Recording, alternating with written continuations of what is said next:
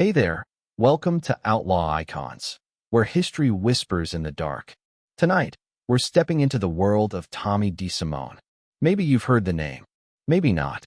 But if you've ever seen Goodfellas, you've already met the legend, the real-life inspiration for Joe Pesci's fiery, unhinged character. Some called him fearless, others called him reckless. But in the end, he became something else entirely. The hot-headed gangster who vanished without a trace. A young man who thought he was about to be made, but instead was never seen again. Before we dive in, drop a comment and tell me, where are you tuning in from right now? And what time is it where you are? It's always wild seeing this little underworld of ours stretch across time zones. Oh, and if you're new here, hit that subscribe button and ring the bell. You don't want to miss what's coming next, trust me. Now take a breath. Let the noise of the day fade away, and follow me into the shadows. This is Outlaw Icons, your sleepy dawn. Chapter 1. The Man Who Vanished. January of 1979 was cold in New York. The streets of Queens were coated in a dull, frozen gray, the kind of winter where sound carries differently, sharper, like whispers echoing off the concrete. In that world of ice and steel, a young gangster named Tommy DeSimone thought his life was about to change forever. He was 28 years old, tall and lean, carrying himself with the restless confidence of a man who had lived his entire adulthood with one foot planted firmly in the underworld. That January, he believed he was walking toward the greatest moment of his life, the day he would finally become a made man. What he didn't know was that this walk was not a step toward glory. It was a march into the abyss. Picture the scene. Tommy has been told to be ready, dressed sharp, shoes polished, his usual smirk tempered by a rare flicker of pride. To be made in the Mafia was the ultimate achievement, like a soldier receiving his stripes. It meant respect. It meant protection. It meant the violent, restless kid from Brooklyn had finally been recognized by the highest circle of power. For Tommy, it was everything. And yet, when he walked out the door that day, he might as well have been stepping into a coffin he couldn't see. This wasn't just any routine meeting. In the coded world of organized crime, being invited to a ceremony like this meant you were chosen, embraced, lifted above the rank-and-file street hustlers who never quite made it. It meant a blood oath, loyalty for life. Once inducted, a made man was untouchable, shielded by the iron armor of Mafia law. To touch him without permission was a death sentence. But that protection worked only one way. If you killed a made man without approval, your days were numbered. And Tommy had already broken that law. He believed the call to be made was a long overdue reward for his work, his loyalty, his fearlessness. But in truth, it was something else entirely. Behind closed doors, in smoky rooms where power whispered louder than gunfire, other men had made their decision. To them, Tommy was no longer an asset. He was a liability.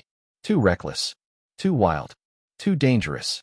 And worse, he had committed the unforgivable sin. He had murdered a Gambino family-made man named Billy Batts. That act alone sealed his fate. But on that cold January day, Tommy didn't see any of that. He saw only the finish line. Imagine the nervous rush of a man convinced he's about to step into history. His wife at home. His crew believing the same story he did. A future where he'd stand equal to the very men he'd idolized. That anticipation must have felt electric, like the hum in the air before a storm. He probably rehearsed it in his mind, how he'd shake hands, how he'd hear the words that would change his life forever. Instead, he vanished. No ceremony, no elevation, no glory, just silence. One day he was there, and the next he was gone. His wife, never to see him again. His friends, left with rumors and half-truths. His enemies, satisfied that justice, Mafia justice, had been served.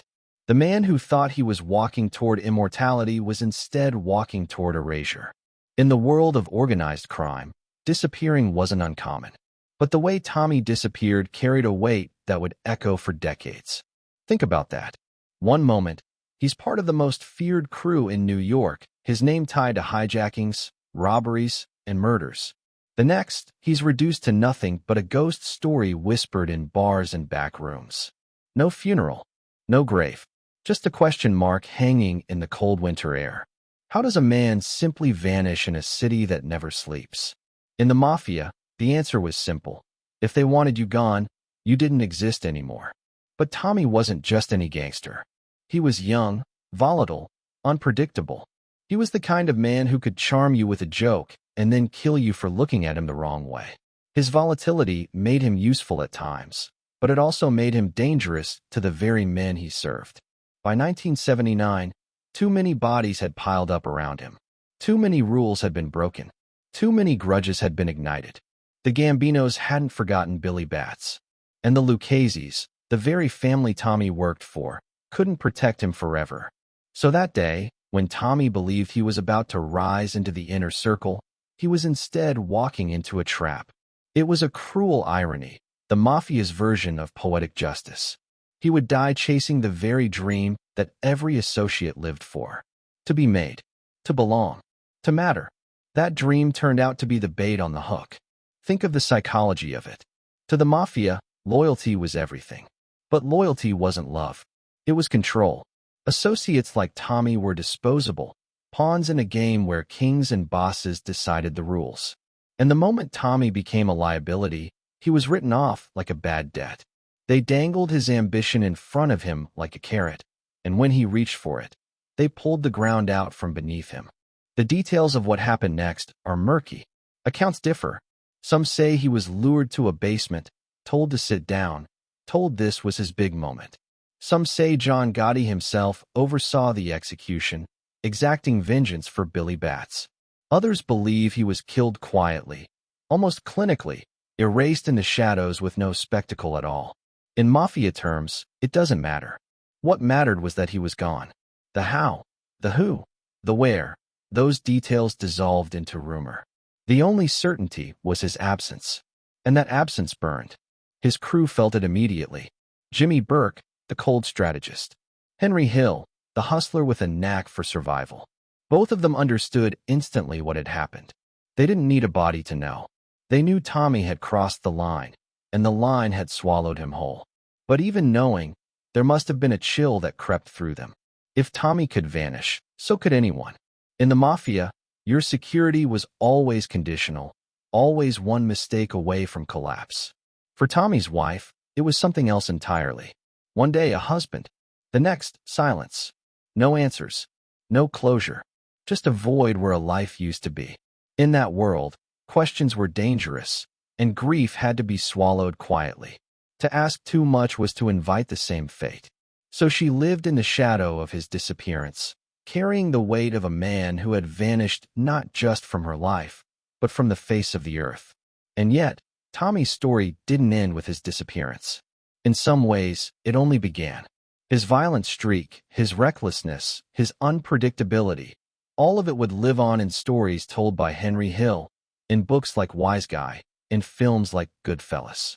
Joe Pesci's Oscar-winning performance immortalized him as the fiery, psychotic character audiences couldn't forget. But behind the Hollywood version was a real man, one who walked into a room one winter day and never walked out again. That's the paradox of Tommy DeSimone. In life, he was feared and hated in equal measure, a man whose temper made him both useful and doomed. In death, or rather, in disappearance, he became legend. The gangster who vanished. The man whose story ended in silence, but whose shadow still lingers in pop culture decades later. As we begin to peel back the layers of Tommy's life, it's important to remember that behind every nickname, behind every story, there was a human being. He was someone's son, someone's brother, someone's husband.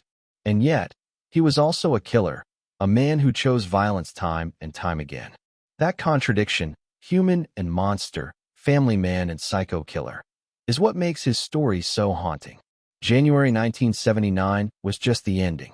To understand why Tommy vanished, we have to understand everything that came before. The streets he grew up on. The family ties that pulled him into the underworld. The choices that hardened him into the kind of man who thought respect was worth more than life itself. The night he disappeared, the snow kept falling in New York. Cars hummed past. People walked their dogs. Life carried on like nothing had happened. Somewhere, in some backroom or basement, Tommy DeSimone's story was being cut short. No one in the city could hear it. No one knew. It was like a candle being snuffed out in a storm, sudden, final, unnoticed. But in the Mafia, nothing is ever really hidden. Whispers always find their way out. Rumors slip through cracks. And soon enough, everyone in that world knew Tommy was gone. And he wasn't coming back. The question that remains, the question that still haunts, is how exactly it all went down.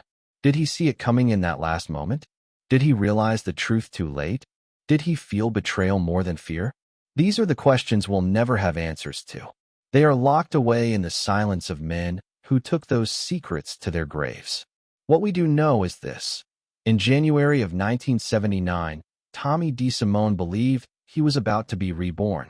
Instead, he was erased. The man who thought he was about to rise into power instead became the man who vanished.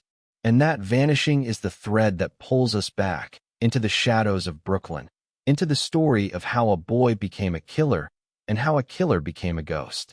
Because to understand how Tommy ended, we have to start at the beginning.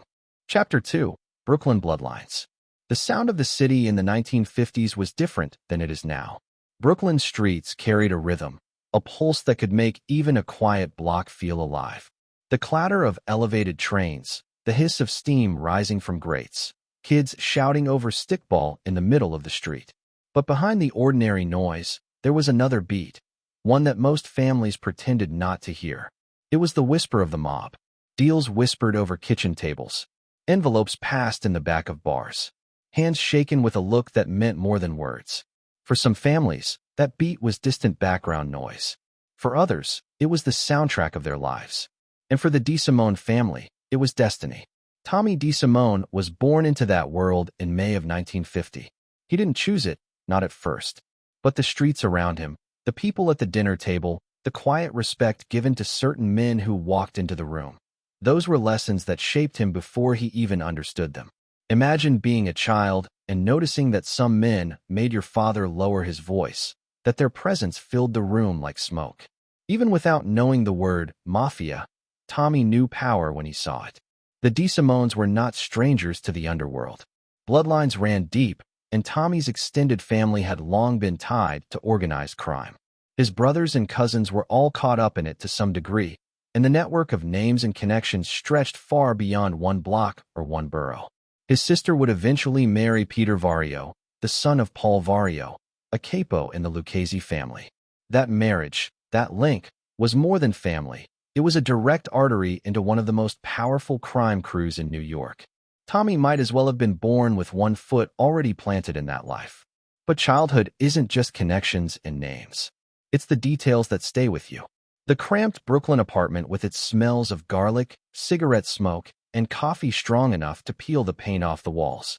The arguments about money. The longshoremen who came home broken by labor. The women who stretched every dollar until it squeaked. That environment carved people into survivors. And when survival mixed with crime, the lines blurred fast. Tommy was a restless kid, never the type to sit still. Teachers saw a boy who couldn't focus, quick to anger, quicker to lash out.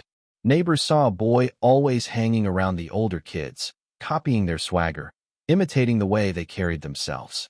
Even then, his temper was legend. One insult could set him off, and the explosion was never small. Some kids would stomp their feet and sulk. Tommy, he'd throw fists, smash bottles, whatever it took to prove he wouldn't be disrespected. In neighborhoods where reputation was currency, that reputation grew fast. He was dangerous before he was even a teenager. But the streets of Brooklyn weren't just about danger. They were about loyalty. Friendships mattered. Who you stood with mattered even more. In that world, you weren't just Tommy, the kid from the block. You were Tommy, the DeSimone kid, part of a family name that meant something. And with his sister's marriage into the Vario family, that meaning multiplied. The Varios were the real deal. Paul Vario wasn't just a neighborhood tough guy. He was a capo in the Lucchese crime family, one of the ruling men in a criminal empire that stretched from city rackets to airport cargo holds. In a world where money moved in shadows and respect was enforced with bullets, Paul was a heavyweight.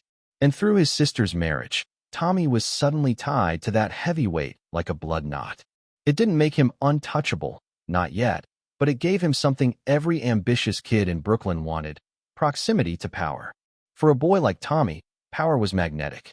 He saw how Paul Vario carried himself, how men leaned in when he spoke, how businesses opened their doors wider when he walked in. Respect was visible. Fear was invisible, but just as real. And Tommy absorbed it like oxygen. This wasn't just admiration. It was aspiration. He wanted that life, even if he didn't yet understand the cost. But power came with lessons, lessons that shaped Tommy's worldview. The Mafia wasn't just crime, it was order. It was structure. It was like the Catholic Church of the streets: rules, rituals, hierarchy. You didn't just grab what you wanted. You earned it, or you took it with permission. And for kids like Tommy, that permission often came in the form of errands, small jobs, little tests. A stolen car here, a hijacked truck there, run a message, deliver an envelope. Every test was a doorway, and passing meant you were one step closer to the inner circle. Tommy passed those tests, but not quietly. His temper, the same one that made him feared as a kid, never went away. If anything, it sharpened with age. He wasn't just known as a young man willing to do jobs. He was known as someone who could explode at the drop of a hat. That volatility made him useful. If a debt needed collecting or someone needed to be taught a lesson, Tommy could do it without hesitation. But volatility also made him dangerous, even to those who trusted him. The streets remember things. Neighbors remembered the kid who lashed out. Crews remembered the young man who never backed down. And the Mafia? The Mafia remembered bloodlines. To them, Tommy wasn't just some kid with a short fuse. He was a DeSimone, tied by marriage to the Varios. That gave him credibility. It also gave him expectations. The kind of expectations that could push a man into roles he wasn't ready for. Imagine being in your late teens and already standing in the orbit of men who ran entire criminal economies.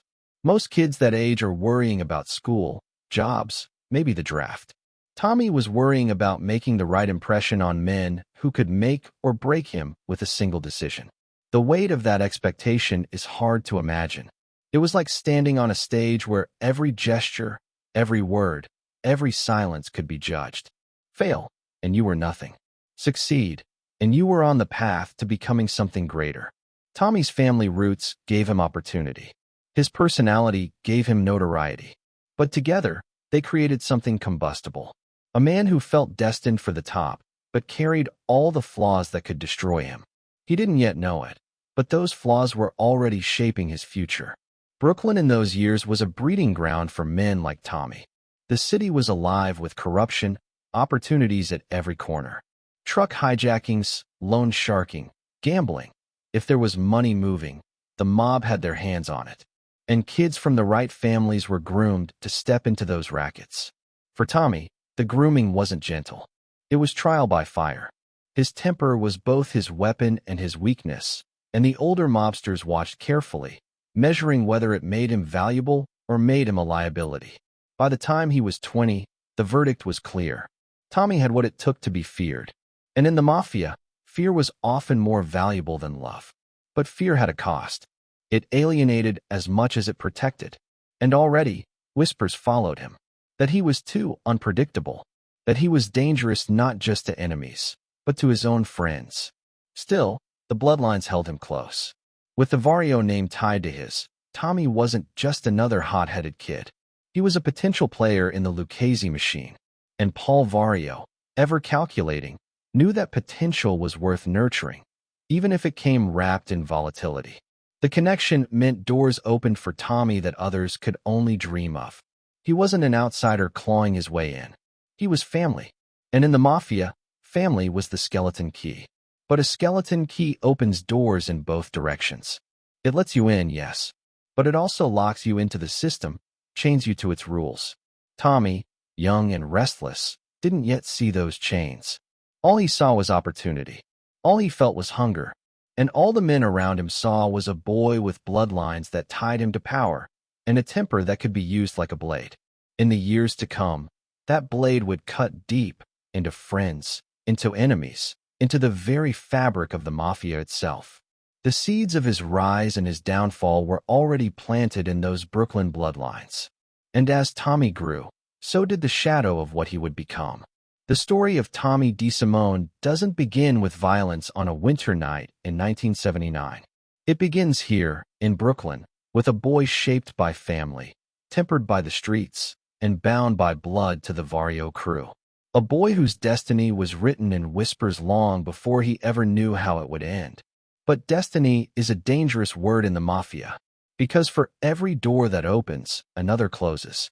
And Tommy's door was about to open wider than ever before, pulling him into a world where respect was measured in fear, and survival was a coin tossed in the air. And as that door opened, Tommy would step through, never realizing how close the shadows were waiting behind it. Chapter 3: Growing Up in the Shadows. The first time Tommy DeSimone drew real blood as a teenager, it wasn't planned. It wasn't part of some carefully orchestrated mob job. It was raw impulse, the kind of violent eruption that told the men around him this wasn't just another neighborhood kid. It was a scuffle that went too far, fists turning to rage, rage turning to something sharper. When it was over, Tommy stood there breathing heavy, chest rising and falling, his knuckles wet and red. He was barely in his teens, but in that moment, everyone watching understood what kind of man he was becoming. Some kids carved their names into desks at school. Tommy carved his into people's memories. By the time most boys were worrying about homework and girlfriends, Tommy was already standing with one foot in the criminal world. He ran errands for older mobsters, carried envelopes, delivered small packages. Every trip was a lesson. He was learning how the Mafia's invisible rules worked: when to speak, when to shut up, when to show strength, and when to show fear. For a teenager, it was intoxicating. Imagine being 15 years old and realizing that grown men with reputations, men twice your age, actually respected you, or at least feared what you might do. For Tommy, that was fuel. The streets of Brooklyn in the 1960s were unforgiving. They rewarded those who acted without hesitation and chewed up those who hesitated. Tommy didn't hesitate. His temper was a switch that flipped fast, and once it flipped, it was hard to turn back off. He became the kind of teenager people avoided provoking, not because he was the biggest or the strongest, but because he was the least predictable. In a world where reputation was as valuable as cash, that unpredictability was his calling card. Violence for Tommy wasn't just an outlet. It was a language. Some people negotiated with words, with charm, with persuasion. Tommy negotiated with his fists, his kicks, the occasional flash of steel. And in the world of organized crime, that language carried weight. Older mobsters noticed. They saw in him someone who could be useful, someone who could be pointed at a problem and trusted to make it disappear. The question was whether he could ever learn restraint, or if his fire would burn out of control. At home, the shadow of crime hung over the dinner table like a ceiling fan spinning endlessly overhead. His family knew what paths were available.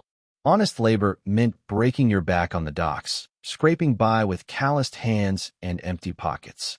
The other path, the one whispered about but rarely admitted, meant money, respect, power.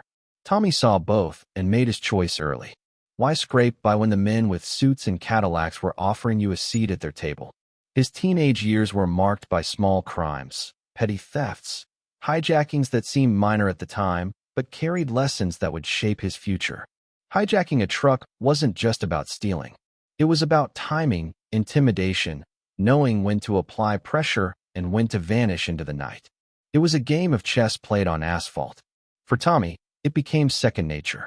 The rush of adrenaline, the feel of power, the way fear in another man's eyes felt like currency. That was addictive. But there was another side to him. In moments of calm, people who knew Tommy remembered a boy who could laugh, who could charm, who could sit at a table with family and seem almost ordinary. That was part of what made him so frightening.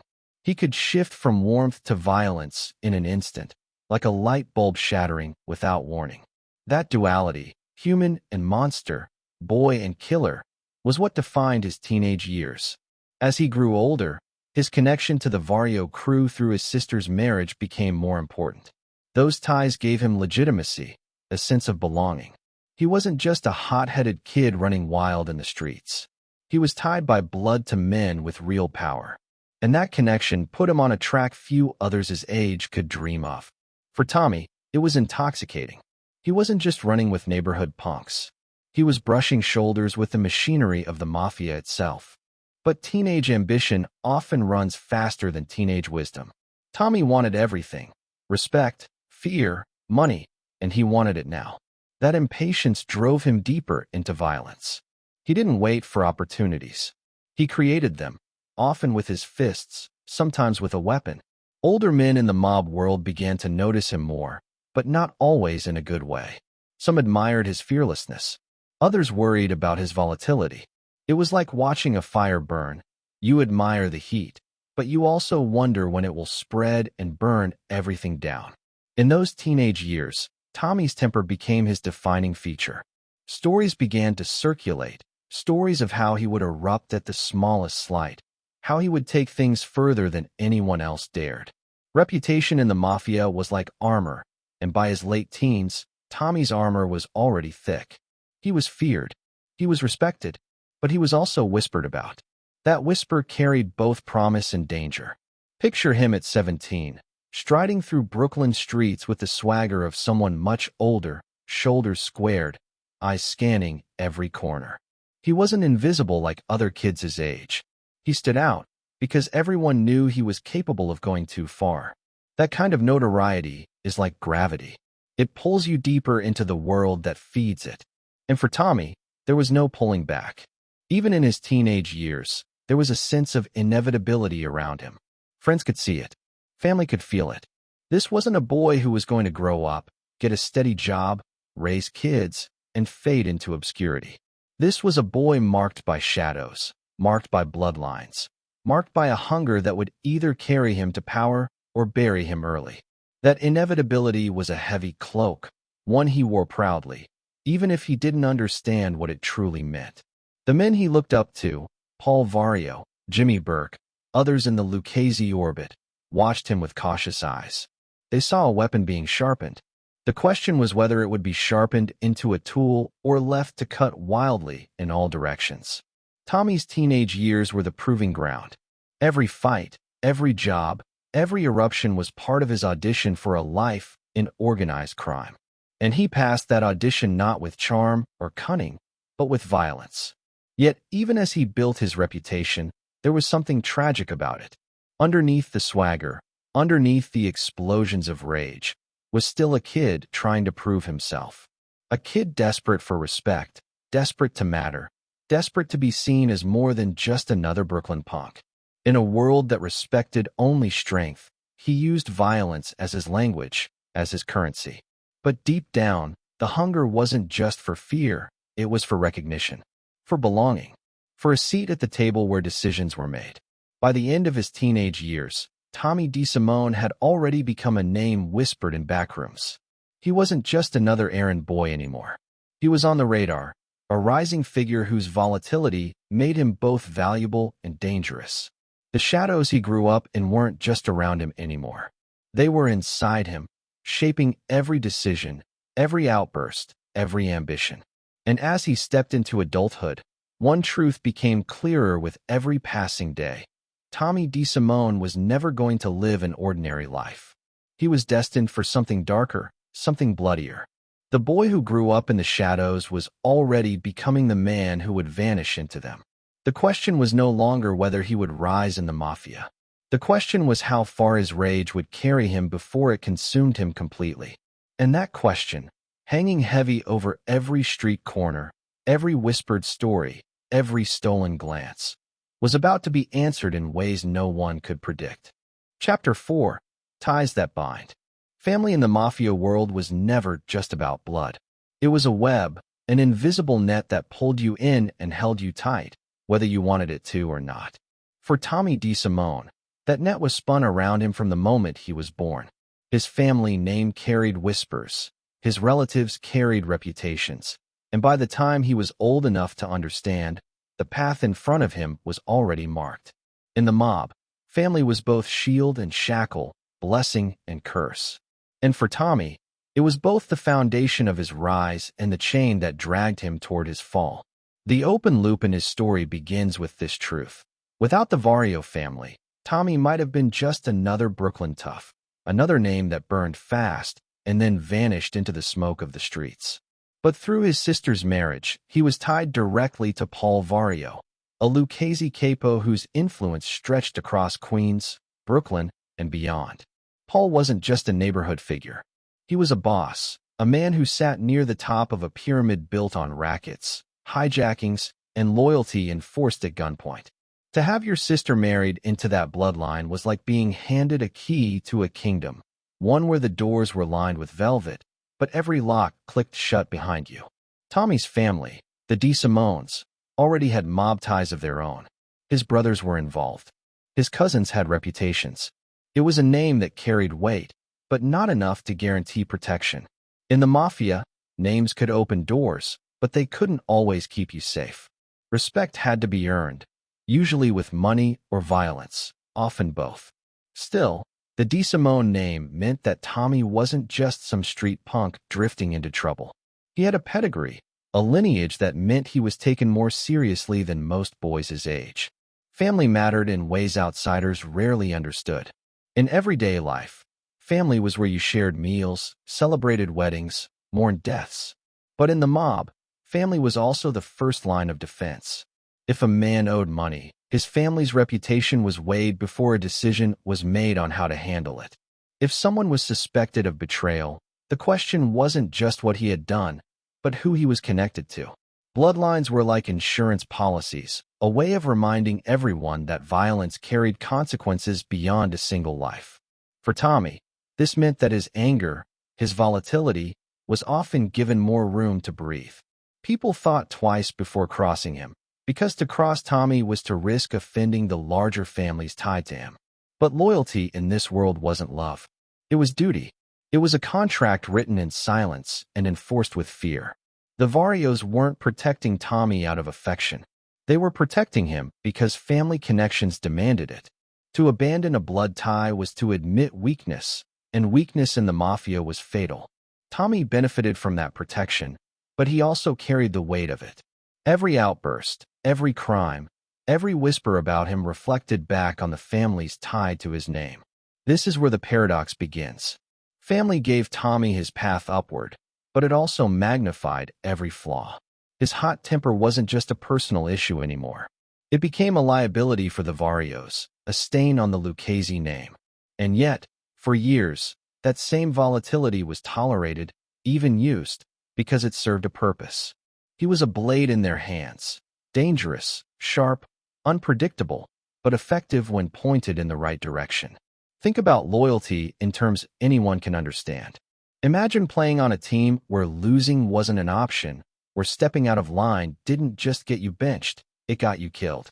In that kind of game, loyalty wasn't a choice. It was survival.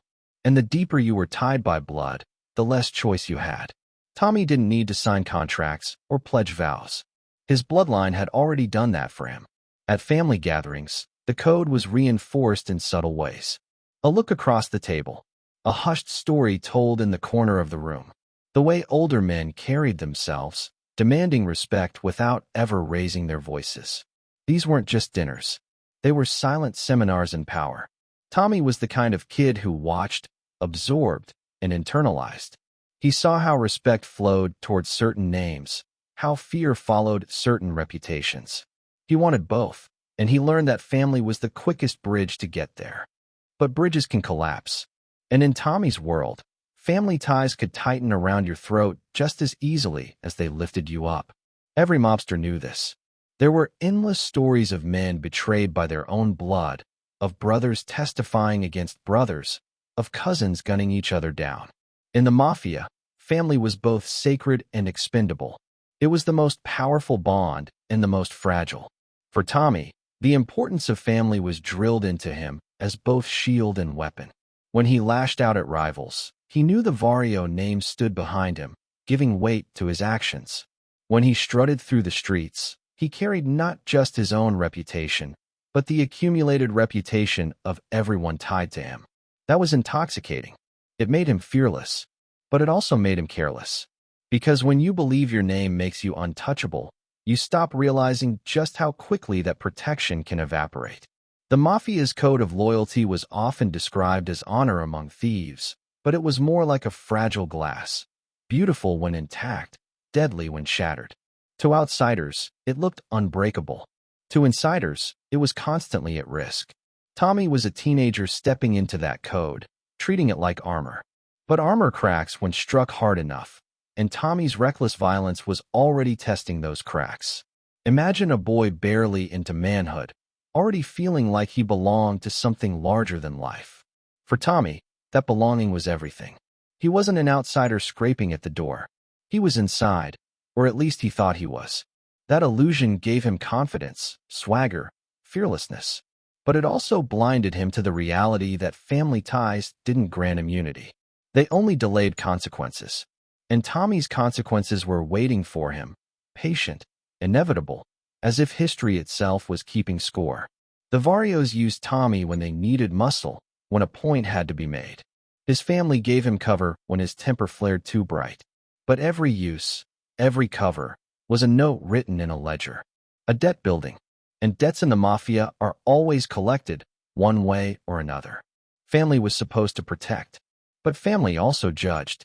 Paul Vario and the men around him saw in Tommy both promise and danger. They saw a weapon sharpened too fine, a knife that could cut the hand of the one holding it. For now, the bloodlines held him safe, but whispers were already forming. That maybe Tommy's volatility wasn't just youthful fire. That maybe it was a flaw that couldn't be controlled. This is the irony of Tommy's story. The very ties that elevated him were the same ties that would eventually tighten into a noose. His family gave him opportunity, yes, but it also put him under a spotlight he could never step out of. Every move was magnified, every failure echoed louder. Family gave him a path, but family also gave him expectations. And when he failed those expectations, the fall would be harder because the ties that once bound him would also betray him. Picture Tommy at a family wedding, the music loud, the tables filled with food and laughter. He's drinking, smiling, looking like any young man caught up in the joy of the moment. But in the corners of that same room, quiet conversations are happening. Older men watching him closely, measuring him. Family gatherings were never just about celebration. They were about observation. In the Mafia, every occasion doubled as a reminder, you were never off stage. By his late teens and early 20s, Tommy believed in the power of family ties with all his heart. He thought they made him untouchable, but untouchable was a myth. In reality, those ties bound him more tightly to the code than ever before. If he broke it, his family name wouldn't save him. It would condemn him. Because when a family member broke the rules, it wasn't just about the individual. It was about the stain it left on everyone connected. Punishment, in that sense, became not just necessary, but inevitable. And so Tommy lived with the double-edged sword of family.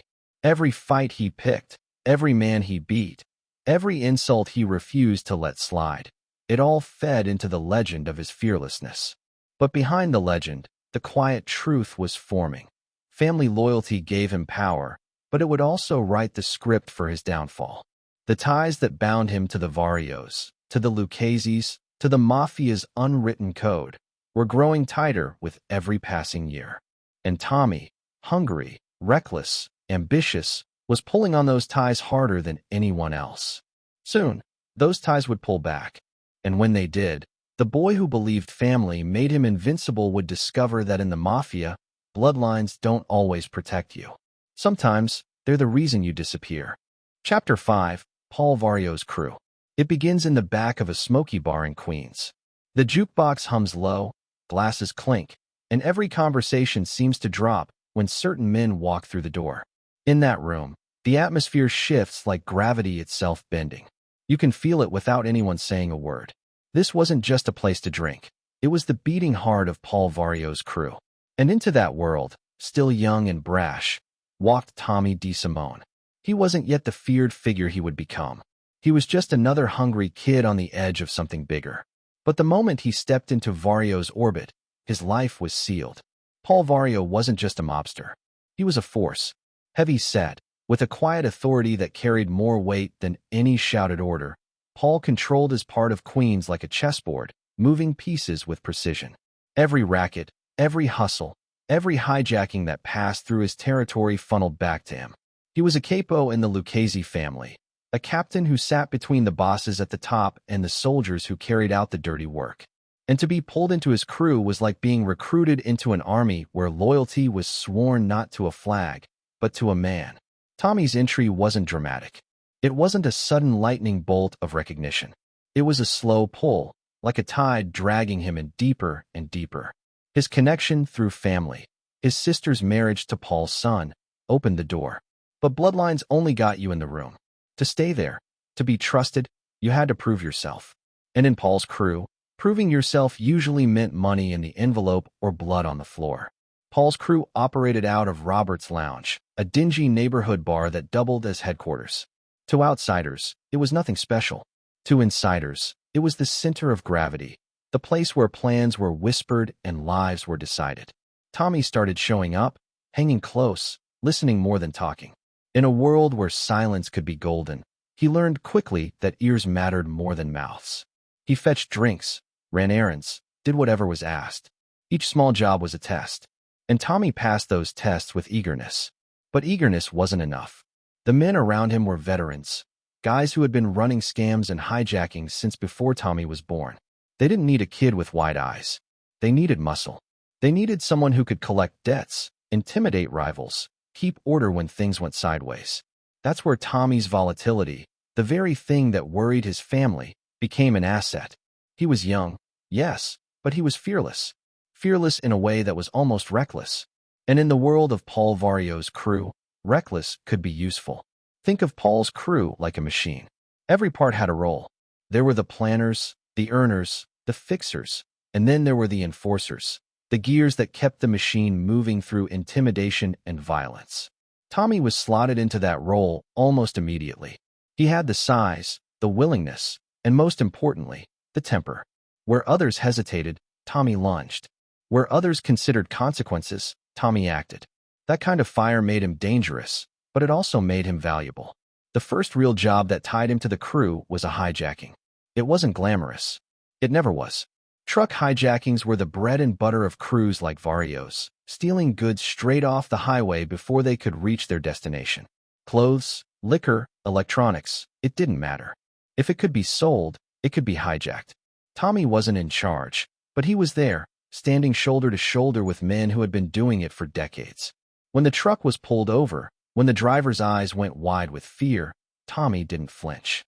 He stared the man down, radiating the kind of threat that made compliance immediate. Older men noticed. This kid wasn't just tagging along. He was part of it. From then on, Tommy was no longer just a hanger-on. He was in. And once you were in, there was no out. That's the unspoken rule in the Mafia. The family you're born with matters, but the crew you serve becomes your real family. And Paul Vario's crew was now Tommy's blood. Paul himself kept a distance. He wasn't the kind of man who held your hand or praised your work. His approval was silent, measured in whether you were invited back, whether you were trusted with bigger jobs.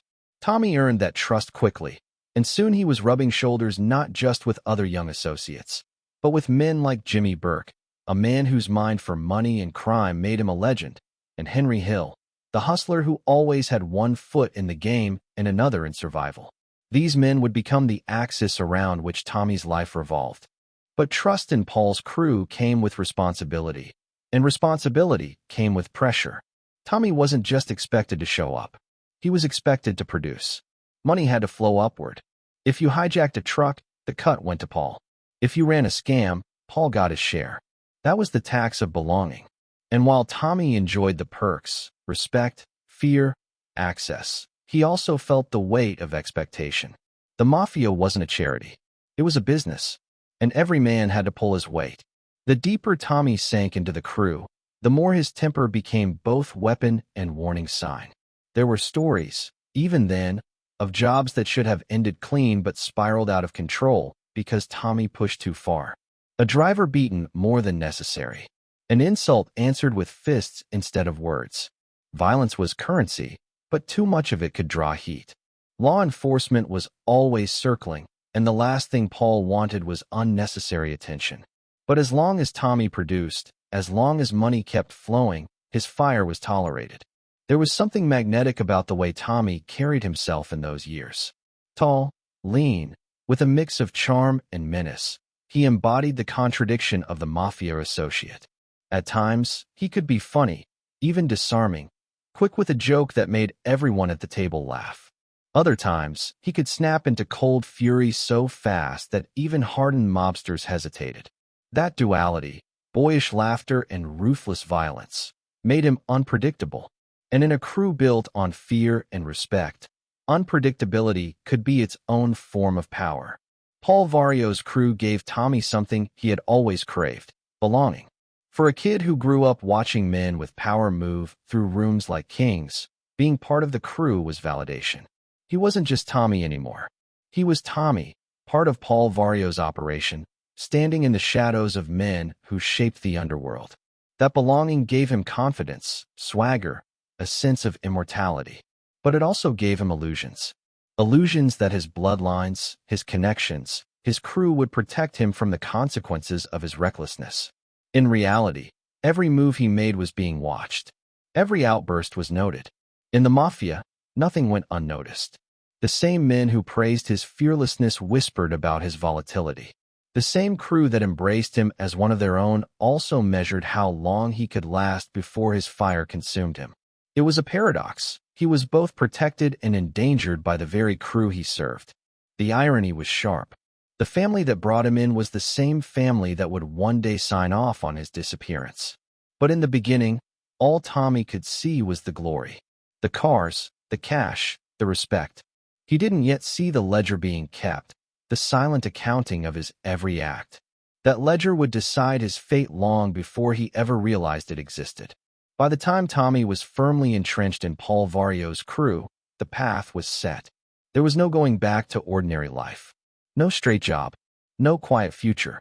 He was a soldier now, even if not officially. His hands were already stained, his reputation already inked in fear. And while he believed family ties made him untouchable, the truth was darker. The crew didn't bind you with affection. It bound you with debt. And debts in the Mafia are always collected. The boy from Brooklyn, restless and hot-headed, had found his place in the underworld. But the place he thought was home was also a trap.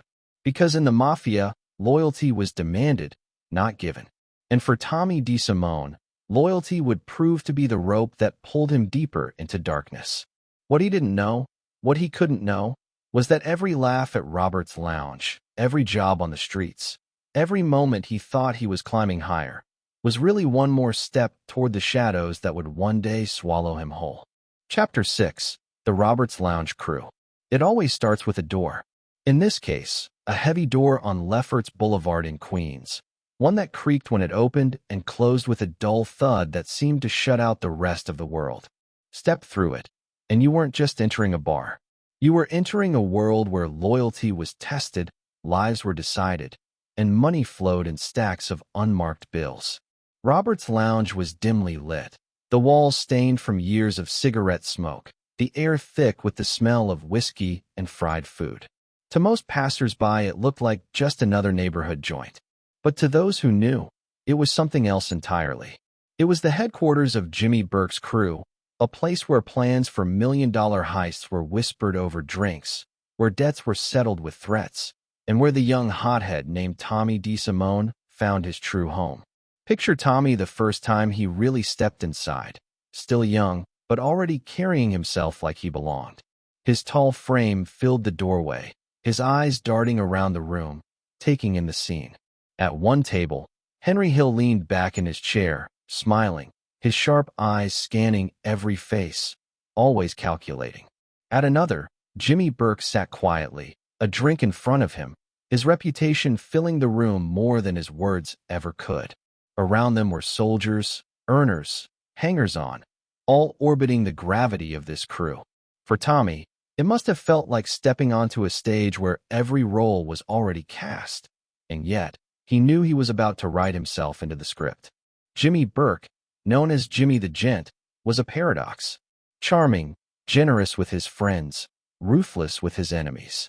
He had a knack for planning jobs that made real money, not just the nickel-and-dime hustles of street kids. He understood the system, how to grease the right palms, how to move stolen goods like a legitimate businessman. And he had Robert's Lounge as his fortress, his boardroom, his sanctuary. Men came to him for work, for guidance, for protection. Jimmy didn't just run jobs. He ran people, and he ran them well. Henry Hill was different. Half Irish, half Sicilian, never able to be a made man because of his bloodline, but invaluable because of his hustle. He had a way of making connections, smoothing over rough edges, finding angles where others saw none. He was a natural survivor, always keeping one step ahead, always knowing when to talk and when to stay silent. Together, Jimmy and Henry were the brains and the charm of the operation. And when Tommy entered the picture, they found their fire. The dynamic between them was electric. Jimmy was the strategist, Henry the middleman, Tommy the enforcer. They were like parts of a machine, each one filling a role the others couldn't. Jimmy needed muscle he could trust, someone who wouldn't hesitate when hesitation could mean failure. Henry needed someone to intimidate when words weren't enough. Tommy needed direction, a channel for his rage, a place where his violence wasn't just tolerated but valued. The three of them clicked, and soon they were inseparable. Robert's Lounge wasn't just their hangout. It was their headquarters. Deals were brokered there, envelopes stuffed with cash passed across sticky tabletops. In the back rooms, stolen merchandise was counted and divided. Trucks were hijacked on the highways and their loads fenced through contacts Jimmy had cultivated. Clothes, cigarettes, liquor, electronics. Anything that could be moved quickly and sold for a profit found its way through Robert's Lounge. And every job fed into the pockets of Paul Vario, who sat at the top of this pyramid, pulling strings through Jimmy. But Robert's Lounge was more than money. It was theater. It was where reputations were built, where stories of violence and daring were retold until they became legend. Tommy thrived in that environment. Every story about his temper, every whisper about his unpredictability only made him more feared. And fear, in that world, was respect. Men who might have laughed at him outside those walls thought twice before doing it inside, because they knew Tommy's eruptions weren't just stories. They were warnings. Yet, for all the camaraderie, there was tension. The crew lived in a constant state of paranoia, always watching for cops, for rivals, for betrayal. Every joke carried an edge. Every smile masked suspicion. Even in moments of laughter, there was an undercurrent of danger, like a loaded gun left on the table. Tommy, with his short fuse, only heightened that tension. There were times when his temper nearly derailed jobs, when his need to assert dominance risked bringing heat down on everyone. But Jimmy, for a while, kept him close, believing his loyalty and fearlessness outweighed the risks. Think of Robert's Lounge as a pressure cooker. Every man inside it wanted more money, more respect, more power. The walls absorbed their ambitions, their fears, their betrayals. Tommy sat in that mix, a young man convinced he was destined for greatness, yet blind to the fact that every explosion of violence etched his name deeper into a ledger that would one day seal his fate. What made the crew dangerous wasn't just their willingness to commit crimes. It was their ability to do it with precision. Hijacking trucks wasn't just about brute force. It required timing, planning, knowing which drivers could be scared into silence and which ones needed a harder push. Loan sharking wasn't just about lending money. It was about making sure repayment was inevitable, whether through fear or broken bones. Gambling operations weren't just about taking bets. They were about keeping the cops at bay while making sure the odds always favored the house. These were businesses, dirty ones, but businesses all the same. And Robert's Lounge was the office where they operated. For Tommy, this was heaven. He didn't just have a seat at the table, he had a role. Every time he collected a debt, every time he enforced the crew's will, he proved himself. He wasn't just living in the shadows anymore. He was becoming one of the shadows. His friendship with Henry grew fast, a bond forged in the fires of shared risk. His loyalty to Jimmy grew deeper, built on respect for a man who treated him like more than just muscle. Together, they became a trio that would define some of the most notorious moments in New York's criminal history. But beneath the surface, cracks were forming. Tommy's violence wasn't always controllable. The same temper that made him feared also made him reckless. Stories began to spread of beatings that went too far, of murders carried out not for business but for pride. In a world where every move was supposed to serve the family's interests, Tommy sometimes acted only for himself. And while Jimmy and Henry laughed it off, or smoothed it over, those cracks were noted by others. In the Mafia, nothing went unrecorded. Every flaw was filed away for later. Still, for a time, the trio thrived. The money rolled in. The respect grew. And Robert's Lounge pulsed with life, its walls holding secrets that could topple empires if they ever got out. For Tommy, it felt like destiny unfolding. He had the crew, the power, the protection. He believed nothing could touch him. But destiny has a cruel way of twisting. Every laugh at the bar, every whispered plan, every truck hijacked was another turn of the wheel. And that wheel was spinning faster than any of them realized. Robert's Lounge was a sanctuary, but it was also a trap. The same walls that held their secrets also held their sins. And in time, those sins would demand payment. For now, Tommy basked in the glow of belonging. He was no longer the restless boy from Brooklyn. He was part of something larger, something dangerous, something legendary. But the legend was already writing itself in blood. And the men laughing with him at Robert's Lounge would one day be the same men whispering about his disappearance. Chapter 7. Hijackings and Hustles. The headlights cut through the darkness on the Van Wyck Expressway. A tractor-trailer humming steadily down the road, its driver unaware that within minutes his entire night was about to change. The first car pulled in front of him, slowing just enough to force him down. Another car appeared in the side mirror, boxing him in. By the time he realized what was happening, it was too late. The doors flew open, men spilled out, and one of them was Tommy DeSimone. Tall, sharp, his eyes blazing with that dangerous mix of adrenaline and impatience. He yanked the door open and pressed steel against the driver's ribs. The message was simple, unspoken. The truck wasn't his anymore. That night, like so many others, belonged to Robert's Lounge. This was how money moved in the underworld. It wasn't about corporate boardrooms or signed contracts. It was about fear, leverage, and speed. Truck hijackings became the bread and butter of Paul Vario's crew, orchestrated by Jimmy Burke with the precision of a maestro conducting a symphony. Every truck was a moving bank vault, filled with clothes, cigarettes, liquor, or electronics. Anything that could be sold fast, before the ink was even dry on the driver's police report. And Tommy thrived in this world. Where others hesitated, he lunged. Where others calculated, he exploded. In those early years, he wasn't just part of the hijackings. He became their embodiment, the raw edge that made the crew so feared. But hijackings were only the beginning. Once the goods were stolen, they needed to be moved, sold, fenced. And that's where the wider web of hustles came in. Robert's Lounge was more than just a hangout. It was a marketplace.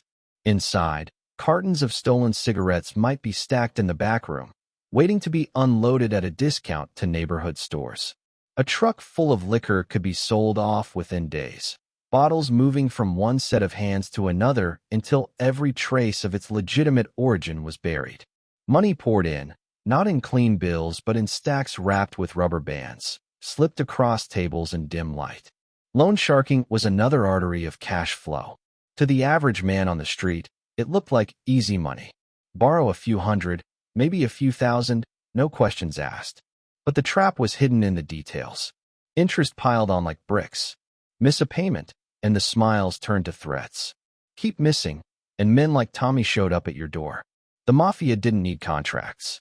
They had fists, bats, and the unshakable knowledge that no police report could protect you from the consequences. To explain it simply, loan sharking was like quicksand, easy to step into, almost impossible to climb out of. And Tommy was the enforcer who made sure no one ever tried. Gambling was everywhere, another steady vein feeding the machine. Bets on sports, card games in basements, dice rolling on backroom tables. It all flowed upward to the crew. Gambling wasn't just recreation in those neighborhoods. It was escape, obsession, sometimes addiction. And addiction meant leverage. The house always won, not because of luck, but because the crew made sure of it. Tommy, along with Henry and Jimmy, made regular rounds, collecting winnings, leaning on losers, reminding everyone that debts in their world weren't just about money. They were about survival. And then there were the shakedowns, the simplest hustle of all. Walk into a business, smile, remind the owner that accidents happen, that trucks crash, that fires start. For a weekly envelope of cash, those accidents would never touch them. For a bigger envelope, maybe business would get even better, maybe rival trouble would disappear. It was extortion dressed as protection, a wolf disguised in sheep's clothing. Business owners often paid with gritted teeth, knowing they hated the men but fearing them more. And if anyone ever hesitated, Tommy was there, his presence alone enough to break resistance. Every hustle carried its own rhythm, its own set of rules, but the heart beating behind them was always the same: fear. Fear was the invisible ink that wrote every contract in that world. It was cheaper than lawyers, more reliable than courts. Fear was the glue that held the entire operation together. And Tommy understood fear better than most. He didn't just use it. He lived in it, fed off it, exhaled it like smoke from a cigarette. His temper was legend, his willingness to escalate unmatched. For debtors, for gamblers, for business owners, seeing Tommy at the door was enough to make knees shake. He was the nightmare that kept their payments coming on time. Yet beneath the steady flow of money, there was always danger. Hijackings drew police attention. Loan sharking created enemies who might talk. Gambling dens were vulnerable to raids. Shakedowns bred resentment that could fester. Every dollar made came with risk attached, and the crew lived in a constant state of balancing profit against exposure. Jimmy's careful planning often kept the balance steady, but Tommy's volatility tipped it often enough to make people uneasy. He didn't always see the bigger picture. To him, a slight was a slight, and respect was worth more than strategy. That mindset made him effective in the moment, but in the long run, it stacked enemies like sandbags waiting to break. Still, the money kept flowing. Truck after truck disappeared. Loan books thickened. Gambling profits soared. Shakedown envelopes piled up. Robert's lounge pulsed with the rhythm of crime, its walls absorbing the laughter of men drunk on cash and power. And Tommy, still in his 20s, felt like he had found the secret to life. He wasn't punching a clock. He wasn't standing on the docks breaking his back.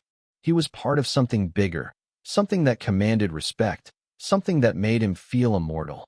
But immortality in the Mafia was an illusion. Every hustle carried the seeds of betrayal. Every job created the possibility of an informant.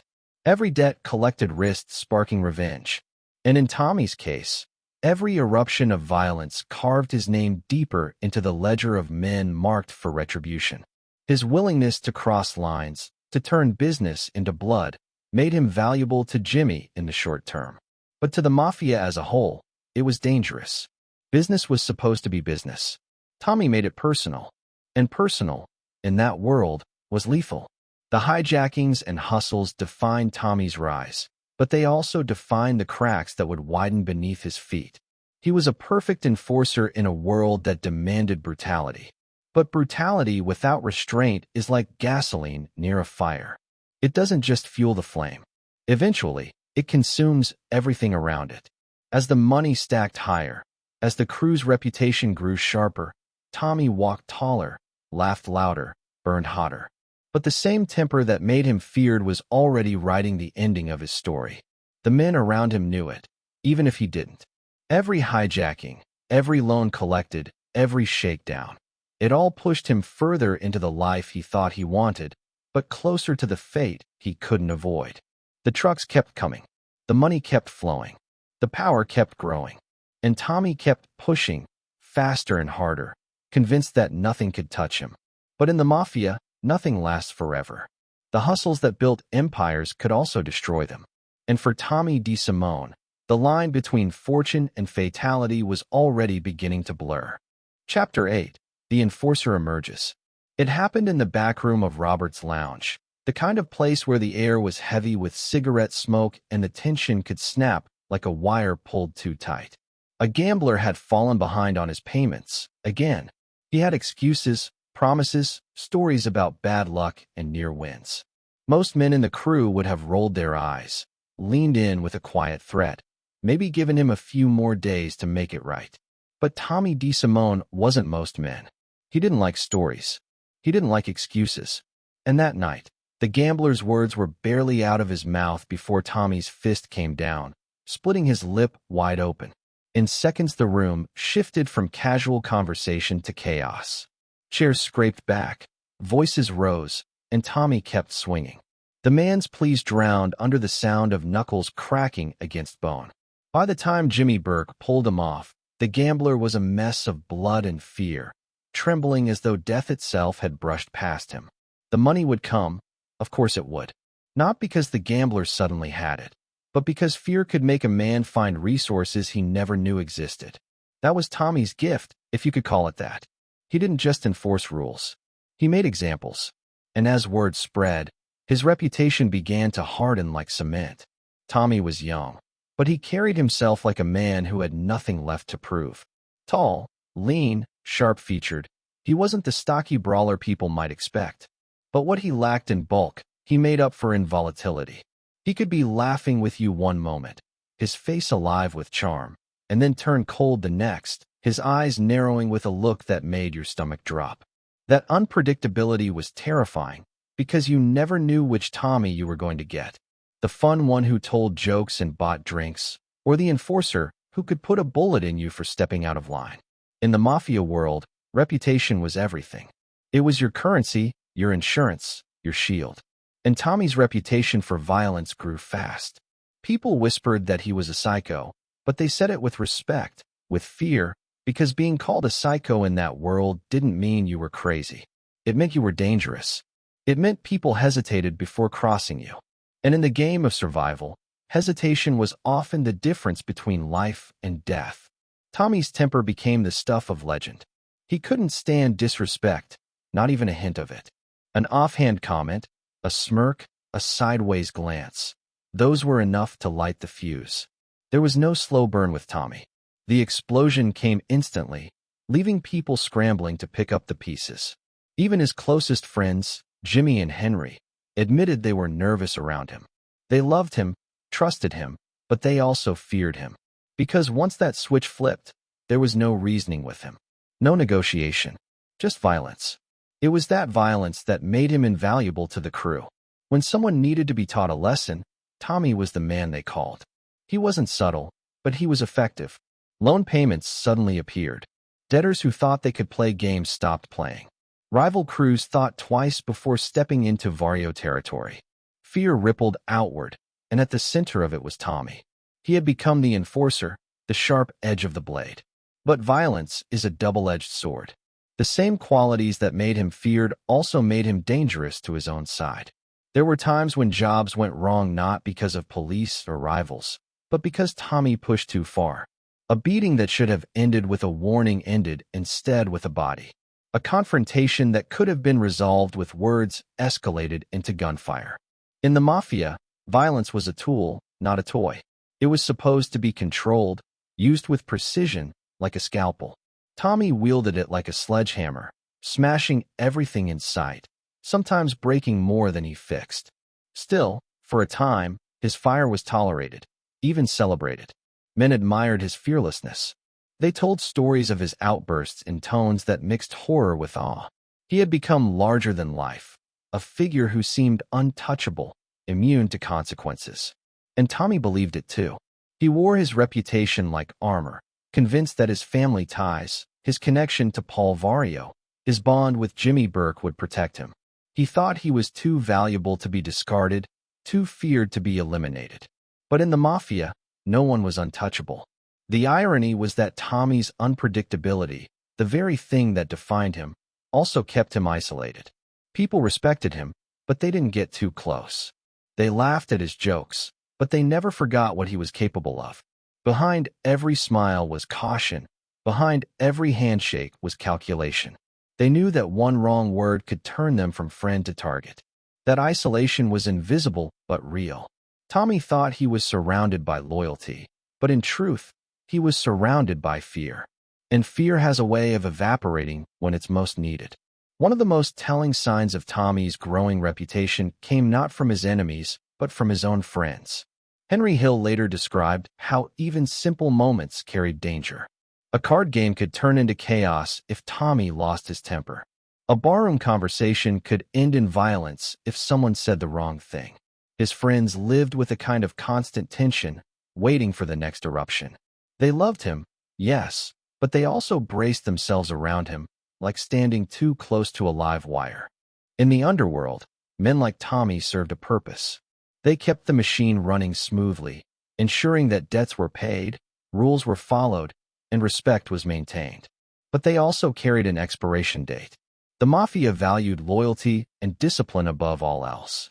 Violence was expected, but only when ordered, only when it served the family's interest.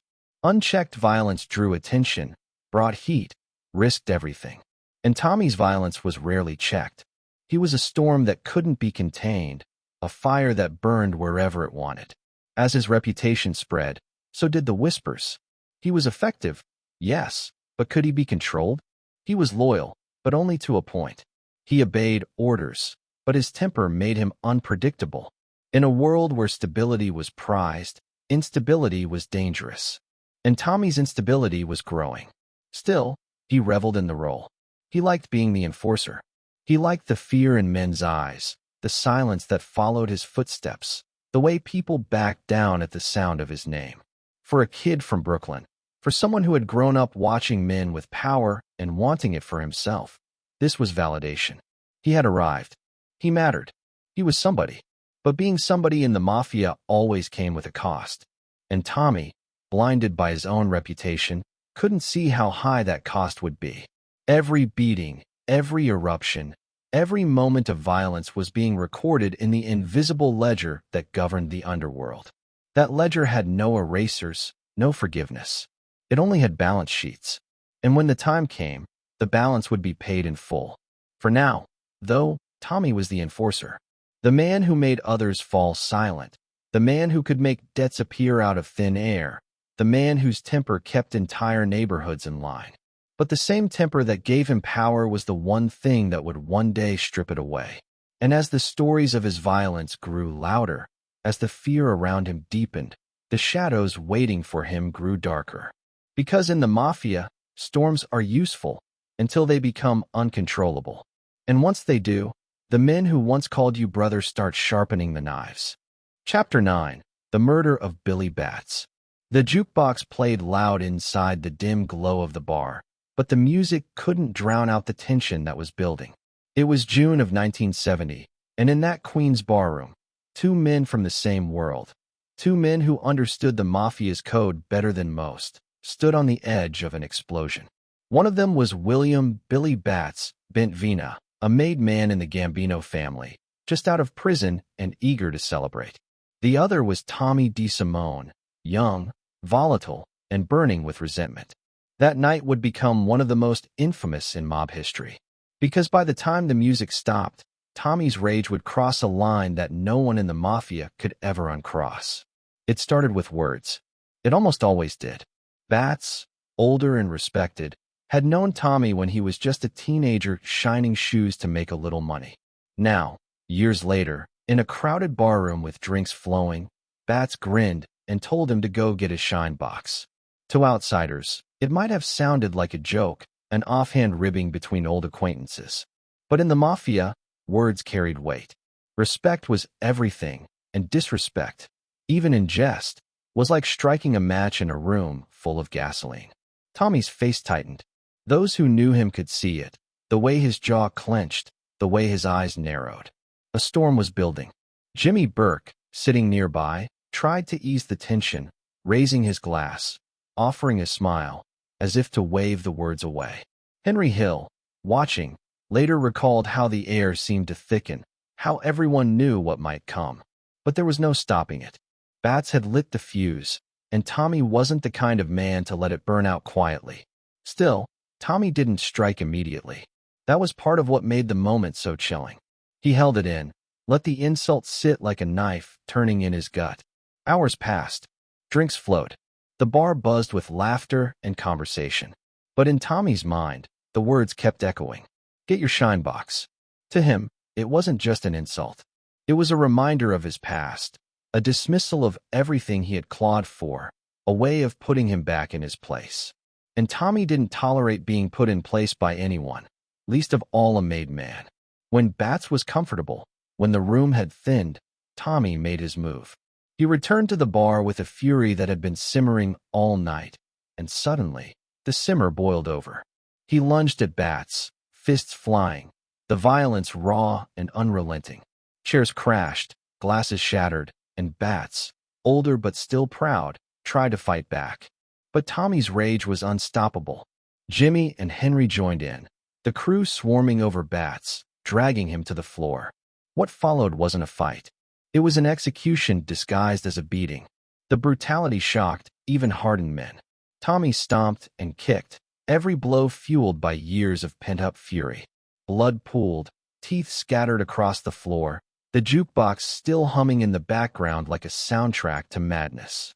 Bats groaned, struggled, but each time he moved, another kick came down, another punch landed. When it was done, he wasn't dead yet, but he was close. They dragged him out, thrown like a sack into the trunk of a car, the night air heavy with the stench of blood and gasoline. Driving through the dark, the men were silent, each of them processing what had just happened. In the back of their minds, they all knew the truth. Tommy had crossed a line no one was supposed to cross.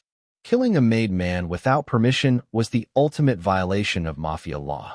It was a rule written in blood, enforced with death. To kill a made man was to spit in the face of the entire organization. And yet, in that moment, Tommy didn't care. He had been disrespected, and in his world, disrespect was answered only with violence. But the Mafia wasn't the streets. It wasn't a place where you could settle scores without consequences. It was an organization built on rules, structure, hierarchy. The bosses allowed violence, but only when it served a purpose, only when it was sanctioned. Tommy's killing of Billy Bats wasn't sanctioned. It wasn't business. It was personal, and personal killings were poison. The crew buried Bats temporarily, thinking they could cover their tracks. But paranoia set in. They worried about the body being discovered, about questions being asked. Weeks later, they returned to move him, digging in the dirt, the smell unbearable, the body decomposed and grotesque. It was a grim reminder that no matter how hard you tried, blood had a way of resurfacing. The Mafia's code might allow for murder, but it didn't allow for mistakes. And killing Bats was more than a mistake. It was a death sentence hanging over Tommy's head. For Jimmy Burke, the murder was a problem. Jimmy cared about money, about keeping the crew productive, about staying out of the spotlight. This killing brought nothing but risk. For Henry Hill, it was terrifying. He had always lived with one foot in and one foot out, but now he was tied to a killing that could bring the wrath of an entire family down on their heads. Both men knew what Tommy didn't seem to understand, or maybe what he refused to accept. The Gambinos would not forget this. And they didn't. Word spread quietly, as it always did. Whispers in back rooms, murmurs in smoky lounges. Everyone knew Bats had been killed, and everyone knew who had done it. The only question was when the bill would come due. The Mafia had patience. They didn't need to rush. They could wait years, letting the illusion of safety lull Tommy into believing he had gotten away with it. But the code was clear. The killing of a made man demanded retribution. It wasn't optional. It wasn't negotiable. It was inevitable. Tommy, in his arrogance, thought his connections would shield him. He thought Paul Vario's name, Jimmy Burke's protection, his own reputation for fearlessness would be enough. But no protection could cover this. Not forever. The rules were bigger than any one man, bigger than any one crew. The rules were what held the Mafia together. And when the rules were broken, blood had to flow. In the weeks after Bat's murder, Tommy walked taller, as though the killing had elevated him. He boasted, laughed, carried on as if nothing had happened. But behind closed doors, even his friends were uneasy. They had seen the violence, had felt the danger, had heard the whispers. They knew the storm was coming. They just didn't know when it would break. Killing Billy Bats was the beginning of the end for Tommy DeSimone. The moment his fists came down that night in June, his fate was sealed. He might not have realized it, blinded by his pride, deafened by his rage. But everyone else could see it. He had written his death warrant with every kick, every stomp, every drop of blood spilled on that barroom floor. The irony was brutal. The very act that cemented his reputation as a feared enforcer was the act that doomed him. In the Mafia, fear was power, but rules were stronger. And Tommy, for all his fire, for all his violence, for all his ambition, had broken the one rule no man could ever break. Years later, when he vanished, when he walked into what he thought was his initiation ceremony only to disappear forever, the men who had once called him brother knew exactly why. It wasn't a mystery. It wasn't a coincidence. It was the shadow of Billy Batts, stretching from that barroom in 1970 all the way to Tommy's final day. The murder of Billy Batts was more than just a killing. It was a turning point. A moment when one man's temper collided with the unbreakable laws of the Mafia. And from that moment on, no matter what Tommy did, no matter how much money he made, no matter how feared he became, he was already a dead man walking. The night Billy Batts died, the clock started ticking. And for Tommy DeSimone, that clock would never stop. Chapter 10, Friends Aren't Safe Either. The card game was noisy, full of laughter, cigarette smoke curling into the air, the clatter of chips against wood. It should have been an ordinary night inside Robert's lounge. Men played cards, told stories, threw insults across the table like darts. But in the corner stood Michael Gianco. Everyone called him Spider. A skinny kid barely out of his teens, pouring drinks, fetching bottles, trying to make himself useful. He wasn't a gangster, not really. Just a kid working in a mob hangout, earning a few dollars, catching scraps of the life these men lived. And yet, in that world, even a kid like Spider wasn't safe. The trouble started small. Someone called for a drink. Spider hesitated, maybe misunderstood. Tommy DeSimone didn't like the delay. He didn't like being ignored. And when Tommy didn't like something, the room knew it. The tension rose like smoke, visible but intangible, thickening the air until it was hard to breathe. Tommy barked at him, sharp words cutting through the chatter, and Spider, nervous but not stupid, shot back a comment of his own. It wasn't much, barely a sentence, but it was enough. Enough to cross the invisible line of respect. Enough to make Tommy's blood boil. The first shot came fast. Tommy pulled a gun and fired, the crack of the bullet echoing through the room. Spider stumbled, a scream catching in his throat as pain tore through his leg. The room went silent. Men stared, stunned. It was supposed to be a joke, a warning, a way of putting the kid back in his place. Even Jimmy Burke laughed nervously, brushing it off, telling Spider to dance. The young kid limped, blood dripping onto the floor, trying to play along, because what else could he do? In the Mafia world, humor and horror often lived side by side, and that night they were tangled together in a way no one could untangle. But Spider came back, bandaged, limping, still pouring drinks days later. Maybe he wanted to prove he wasn't afraid. Maybe he had no choice. And that night, during another card game, another round of insults flew across the table. Someone joked about the leg, about the limp. Spider, perhaps emboldened by survival, muttered something back, low but clear. It was the kind of comment you'd expect from a kid sick of being pushed around, sick of being treated like dirt. But it was also a death sentence. The gun came out again. Tommy didn't hesitate this time.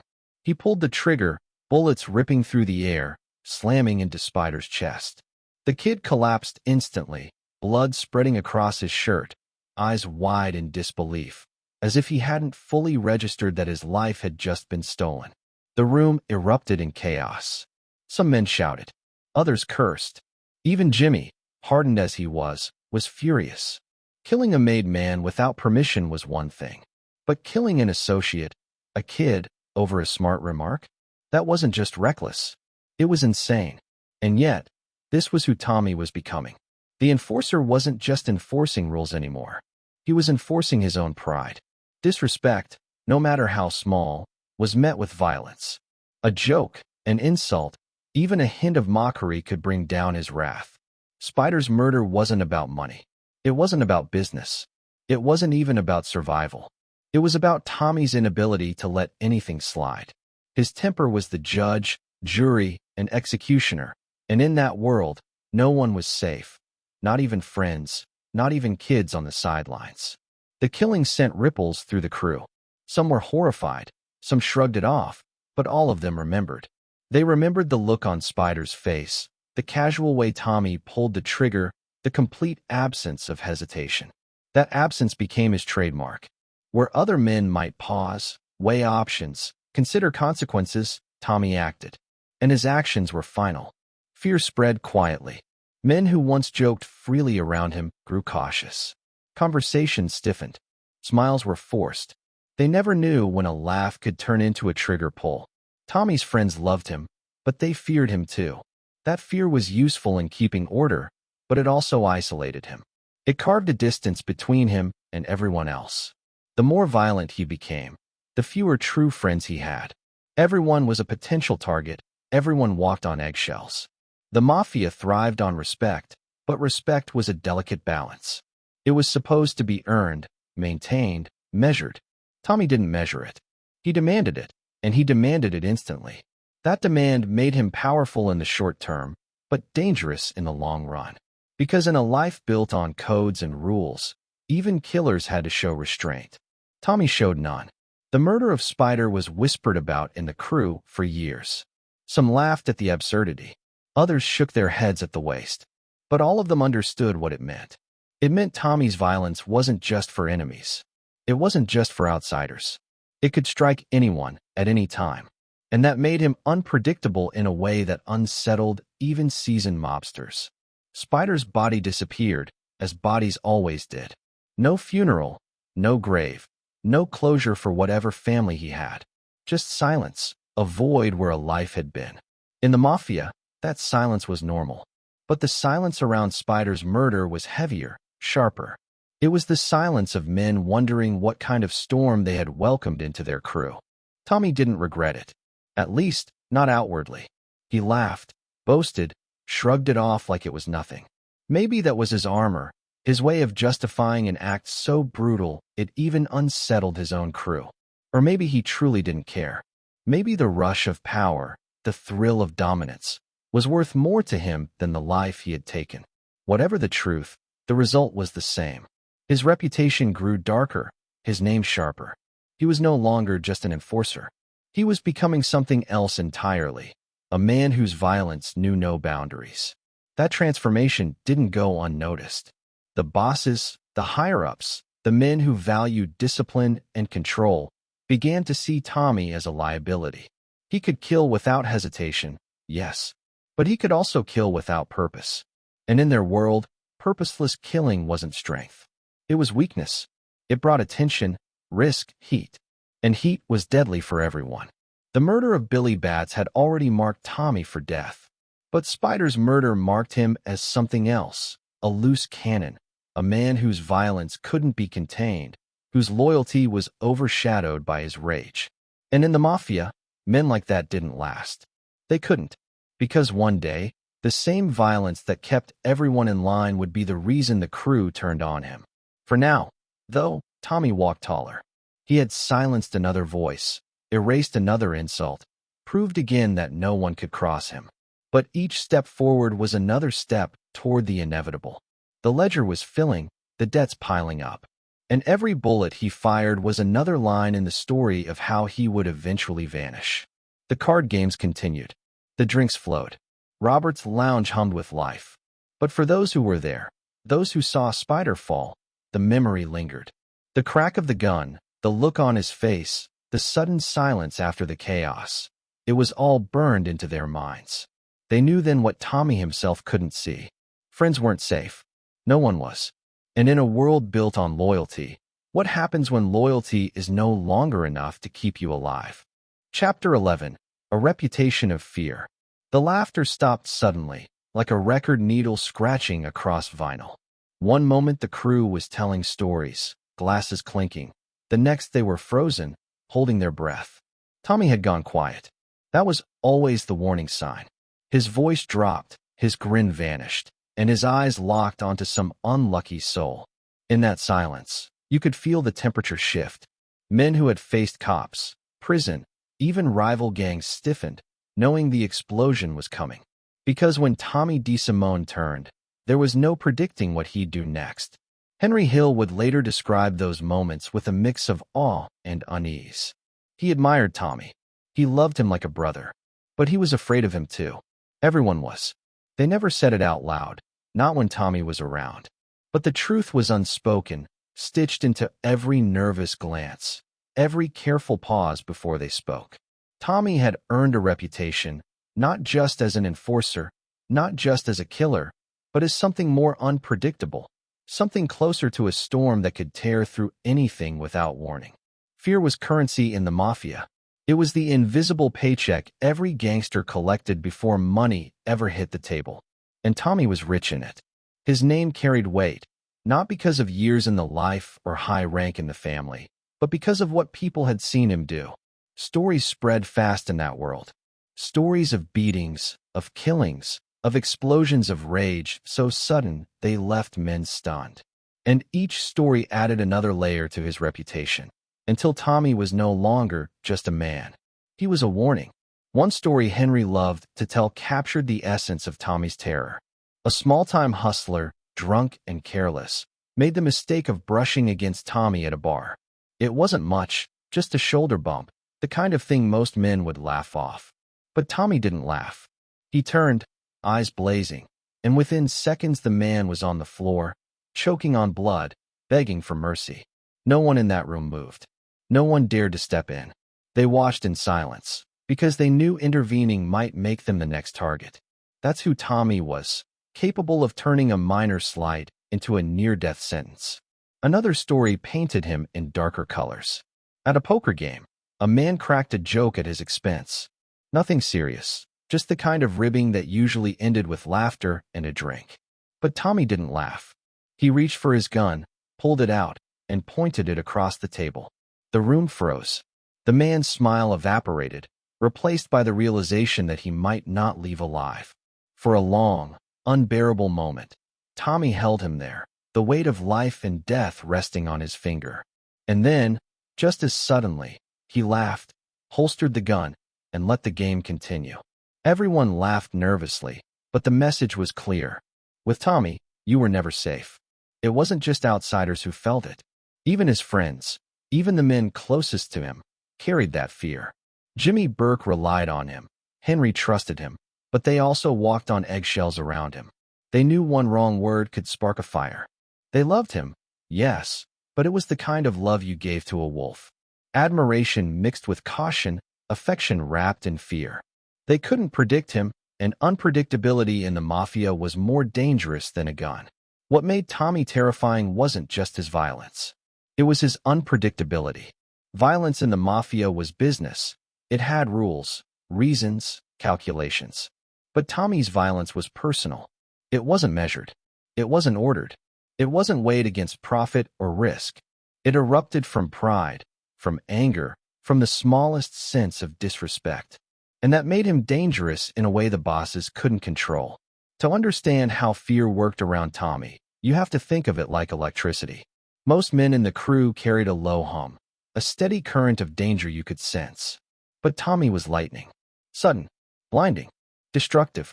You never knew when or where it would strike, but when it did, it lit up everything around it and left wreckage in its wake.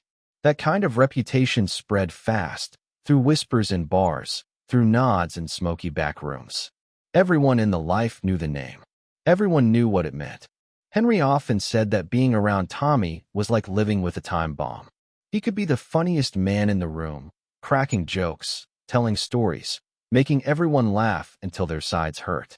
But the laughter always came with an edge, with the knowledge that in a blink, it could turn into something else. That duality was exhausting, exhilarating, and terrifying, and it made Tommy unforgettable. The spider incident cemented that reputation in ways words never could. Killing a kid over an insult wasn't just shocking, it was a declaration. It said no one was exempt, no one was safe, not even friends. That story traveled, twisted, retold, each version adding to the myth of Tommy the Psycho. Men told it with nervous chuckles, shaking their heads, but the fear behind their eyes betrayed them. They weren't laughing at the story. They were laughing to mask the terror of what it meant. Fear worked for Tommy. It gave him power. It made men pay debts on time, kept rivals away, silenced potential snitches. But it also worked against him. Fear isolates. Fear makes allies keep their distance, makes bosses question your stability. The same men who used him as muscle also whispered about his volatility. And in the Mafia, whispers could kill. Tommy didn't see it that way. To him, fear was respect. He believed men feared him because they respected him, because they saw his strength, his loyalty, his willingness to do whatever it took. But respect and fear aren't the same. Respect lasts. Fear fades. Respect builds loyalty. Fear builds silence. And silence, in the Mafia, often means betrayal. By the early 1970s, Tommy's reputation was set in stone. He was the enforcer, the psycho, the man you didn't cross. But that reputation was a double-edged blade, cutting as much inward as outward. The crew loved him, but they feared him. The bosses used him, but they distrusted him. And the Gambinos, well, they were waiting. Waiting for the right moment to remind him that no amount of fear could outweigh the rules of Cosa Nostra. Henry would later say that everyone knew Tommy's story couldn't end well. They didn't know when, they didn't know how, but they knew. You don't build a reputation like his and retire quietly. You don't live by fear and expect peace. You live fast, you burn bright, and you vanish. That was the pattern. That was the inevitability. The stories about Tommy still circulate today, decades after his disappearance. They're told in books, in movies, in interviews. But beneath the Hollywood sheen, beneath the Oscar-winning performance that immortalized him, the truth is darker. He was a young man whose temper made him feared, whose unpredictability made him infamous, and whose violence made him doomed. The reputation that made him powerful was the same one that signed his death warrant. And every story, every whispered tale of his rage, every nervous laugh at a card game, was another line in the prophecy of how he would vanish. Because in the Mafia, reputations don't just define you. They destroy you.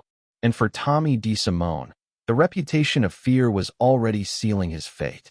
Chapter 12, The Cost of Violence. It was the kind of night where every sound seemed louder, every shadow longer, every glance heavier with meaning. A car door slammed somewhere in the distance, echoing against the brick walls of Queens. Inside Robert's lounge, glasses clinked, cards slapped the table, and nervous laughter tried to disguise the truth that no one wanted to say out loud. They all knew it. Tommy DeSimone's violence was catching up to him. Not in rumors, not in whispers, but in blood. The Mafia had rules. They weren't written down in law books, but they carried more weight than any statute. One of the most sacred was clear and absolute. You do not kill a made man. Not without permission. Not without an order from above. It was the kind of line you didn't cross, because crossing it didn't just bring heat, it brought death. And Tommy had crossed it. Not once. Twice. The first was William Bentvena, better known as Billy Bats. A Gambino soldier who had already done time, already earned his button. He had the respect of his family, the protection of that invisible shield that came with being made. And yet, on a night of drinking and taunting, Tommy snapped.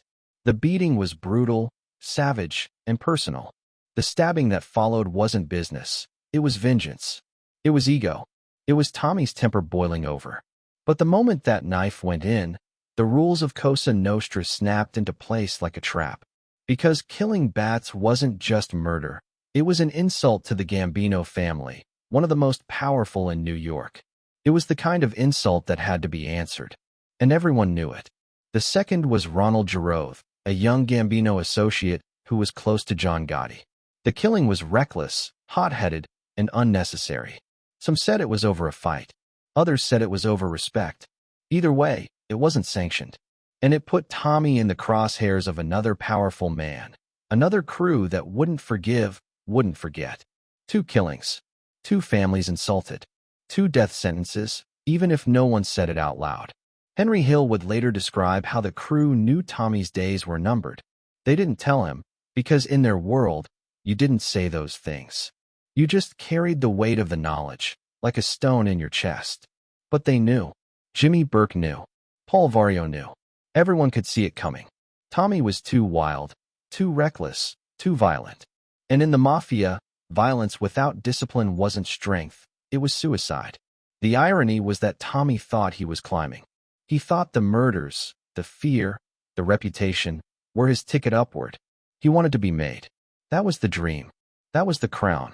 To him, every violent act was proof that he was loyal, that he was fearless, that he belonged in the inner circle.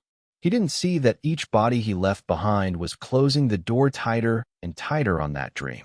The cost of his violence wasn't just enemies, it was trust. Paul Vario used him, but never fully trusted him. Jimmy relied on him, but worried about his volatility. Even Henry, who admired him, admitted he was scared of what Tommy might do next. The crew walked with him, laughed with him, worked with him, but deep down, they knew he was a liability. Violence in the Mafia wasn't random. It was calculated. It was like chess, each move considered, each risk weighed. Tommy's violence was more like dice. He rolled them whenever he felt like it, and sometimes they came up deadly. That kind of recklessness might intimidate small-time hustlers, but to the bosses, it was dangerous in the wrong way. It attracted attention. It broke rules. And rules were the glue holding the fragile web of power together. What Tommy didn't see, or maybe didn't care to see, was that the Mafia wasn't about ego. It wasn't about proving yourself with every trigger pull. It was about balance, about power, about maintaining the illusion of order. When he killed Bats, he didn't just silence a rival. He shook that order. He tore a hole in the fabric of Mafia politics. And the Mafia doesn't forgive holes. It patches them, usually with blood. The cost of his violence rippled beyond him. It put Jimmy in danger because Jimmy was his closest ally. It put Henry in danger because he was part of the crew. It put Robert's lounge under a shadow because every man who drank there knew the Gambinos were watching. Fear spread, but this time it wasn't fear of Tommy. It was fear of the consequences. Fear that his fire would burn them all. And yet, Tommy didn't slow down. He laughed louder. He bragged bigger. He strutted through bars and lounges like nothing could touch him. He thought the whispers about being made were real. He thought the ceremony was waiting for him. The day he would finally stand in a room, prick his finger, and swear loyalty as his blood burned on the saint's card. He didn't see that the whispers were a trap. He didn't hear the shift in tone when men spoke about him. The way admiration had curdled into concern, the way fear had shifted into impatience. He didn't see that Paul Vario might have even played a part in sealing his fate, feeding the Gambinos information, letting them know that Tommy could be taken without blowback from the Lucchese side. Because sometimes, in that world, even your own family decides the cost of your violence is too high. The cost was also psychological. Living by violence meant living in paranoia. Tommy wouldn't have admitted it, but every man who lives that way feels it. The eyes in the bar that linger too long. The car that follows too closely. The phone that rings and no one's there. Violence breeds enemies, and enemies don't forget. He laughed, he joked, he pretended to be invincible, but deep down, he had to feel it. That creeping weight pressing on him, whispering that the end was coming. By late 1978, his reputation was a cage. Too feared to be trusted. Too violent to be controlled. Too reckless to be saved. He was a man running on borrowed time, and the clock was ticking louder with each passing week. The irony of Tommy's story is that his violence was both his weapon and his weakness. It made him feared. It gave him power. But in the end, it guaranteed his downfall. In the Mafia, you live by the gun, you die by the gun. Not as poetry, not as a cliché, but as the cold, hard truth written in blood across countless lives. The cost of his violence was his fate. His dream of being made wasn't a dream at all, it was a setup. A promise that would lure him into a room in January of 1979, make him believe he was finally ascending, and then close the door behind him forever. But on the nights before that moment, when he laughed with Henry and Jimmy, when he leaned back in his chair at Robert's lounge, when he dreamed of the ceremony that would crown him, he didn't see it. He didn't hear the whispers. He didn't feel the trap tightening. All he knew was that he wanted more. All he believed was that violence was his ticket. And he couldn't see that violence had already written his ending. Chapter 13, The Air France Heist. It was a cold night in December of 1967 when a young crew of small-time gangsters pulled off one of the most audacious thefts at Kennedy Airport. A simple cargo terminal, a single unlocked door, and a mountain of money waiting inside. No one fired a shot. No one sounded an alarm. And yet, when it was over, close to $500,000 in cash had disappeared into the shadows of New York. It wasn't the biggest heist in Mafia history, but it was the one that made reputations. For Tommy DeSimone, it was a sign that he was no longer just muscle. He was part of something larger, something hungrier, something that could change the way they all lived. That night didn't start with violence, but with patience. The crew had been watching the terminal for weeks, learning the rhythms of the guards, the shifts, the vulnerabilities. To most outsiders, an airport looked impenetrable, a fortress of fences and watchful eyes. But in the Mafia world, nothing was impenetrable if you knew the right people, greased the right palms, or scared the right men. They had a man on the inside, a cargo worker who whispered where the money was, when it would arrive, and how easy it would be to take. The plan was elegant in its simplicity: a key to a locker, a bag of cash, a quick walk out the door. In the underworld, that kind of clean job was rare. Usually, scores involved guns, getaways, or blood. This one was different. It was almost civilized, almost surgical.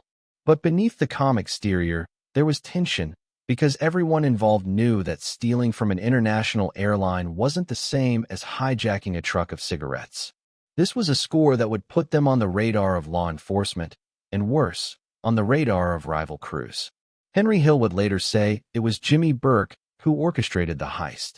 Jimmy was the mastermind, the strategist, the man who saw opportunity where others only saw risk. But men like Jimmy needed soldiers. Men who would stand guard, keep things tight, and be ready if anything went wrong. That was where Tommy came in. Young, eager, and already carrying a reputation for violence. He was the kind of insurance Jimmy liked to have on a job. As they moved into position, the silence was suffocating. Every step across the terminal floor echoed like thunder in their ears. Tommy's hand twitched at his side, instinctively close to the grip of his weapon, though the plan didn't call for it. That was Tommy, always ready for chaos even in the calmest of plans. His heart raced, not out of fear, but out of anticipation. Violence gave him a rush, but so did the idea of easy money. And this was easy money. The locker opened with a simple turn of a key. Inside, stacked in neat bundles, was cash that smelled of ink and paper, freshly printed and still warm from the presses of overseas banks.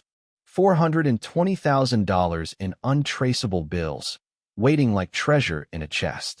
For a moment, they just stared.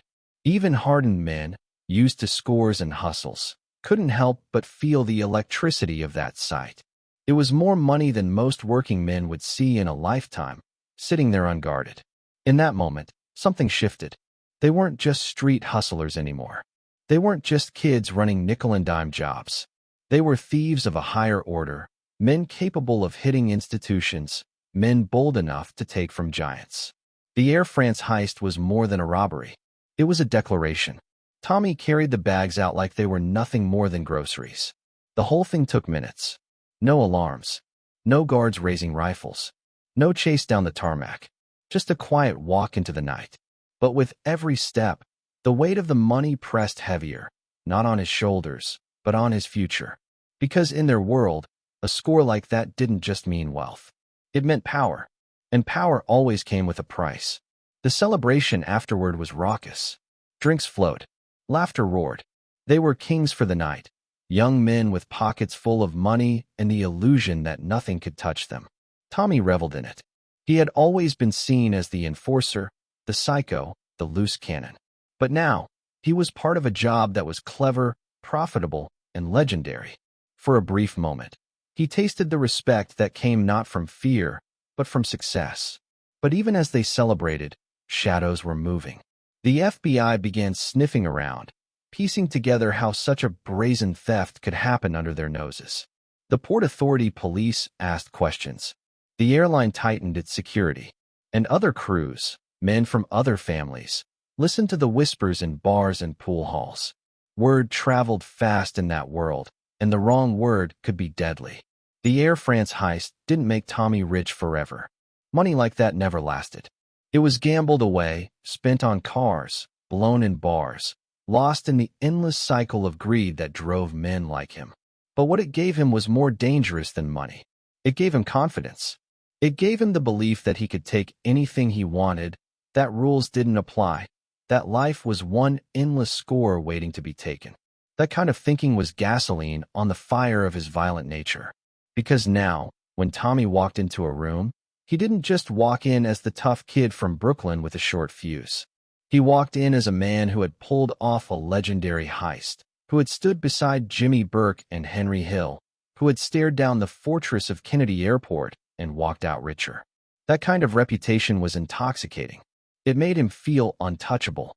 But in the Mafia, untouchable was an illusion. Every heist brought attention. Every score carried risk. The higher you climbed, the farther you had to fall. The Air France heist put Tommy on the path to bigger things, bigger money, bigger risks. But it also put him on the path to the Lufthansa heist a decade later, and with it, the paranoia, betrayals, and blood that would consume the crew. In hindsight, the Air France job was almost too clean, too easy. It gave them a taste of something that didn't exist in their world, crime without consequence. And once you tasted that, you spent the rest of your life chasing it, never realizing that sooner or later, the consequences always caught up. For Tommy, the heist was a stepping stone, a moment that transformed him from a soldier into a player. But even as he held that money in his hands, even as he laughed and toasted to their success, the same question lingered in the shadows of the lounge, in the corners of his mind, and in the unspoken glances of his partners. If it was this easy to take so much, what would they dare to take next? And how long before someone, somewhere, decided that the cost of ambition was too high? Chapter 14. The Lufthansa Heist Setup. December of 1978. A bitter winter wind howled across the tarmac at John F. Kennedy International Airport, rattling the chain-link fences and whispering through the hangars like a warning no one could hear. Inside one of those hangars, locked away in a supposedly secure cargo facility, sat millions of dollars in cash. Money from West Germany, flown into New York to be exchanged and distributed. Money that had passed through banks and governments. Money that seemed untouchable. But in the underworld, nothing was untouchable. For months, whispers had circled through bars and lounges, the kind of whispers men leaned in close to hear and never repeated outside the right company. A fortune was sitting there, guarded only by routine and trust. And for a man like Jimmy Burke, those two things, routine and trust, were nothing but weaknesses waiting to be broken. He saw opportunity where others saw walls. He was the architect of the plan, the strategist who could spot a soft spot in the armor of giants. The idea of the Lufthansa score was intoxicating, almost unbelievable. Nearly $6 million in untraceable cash, stacked and waiting in a room no bigger than a storage shed.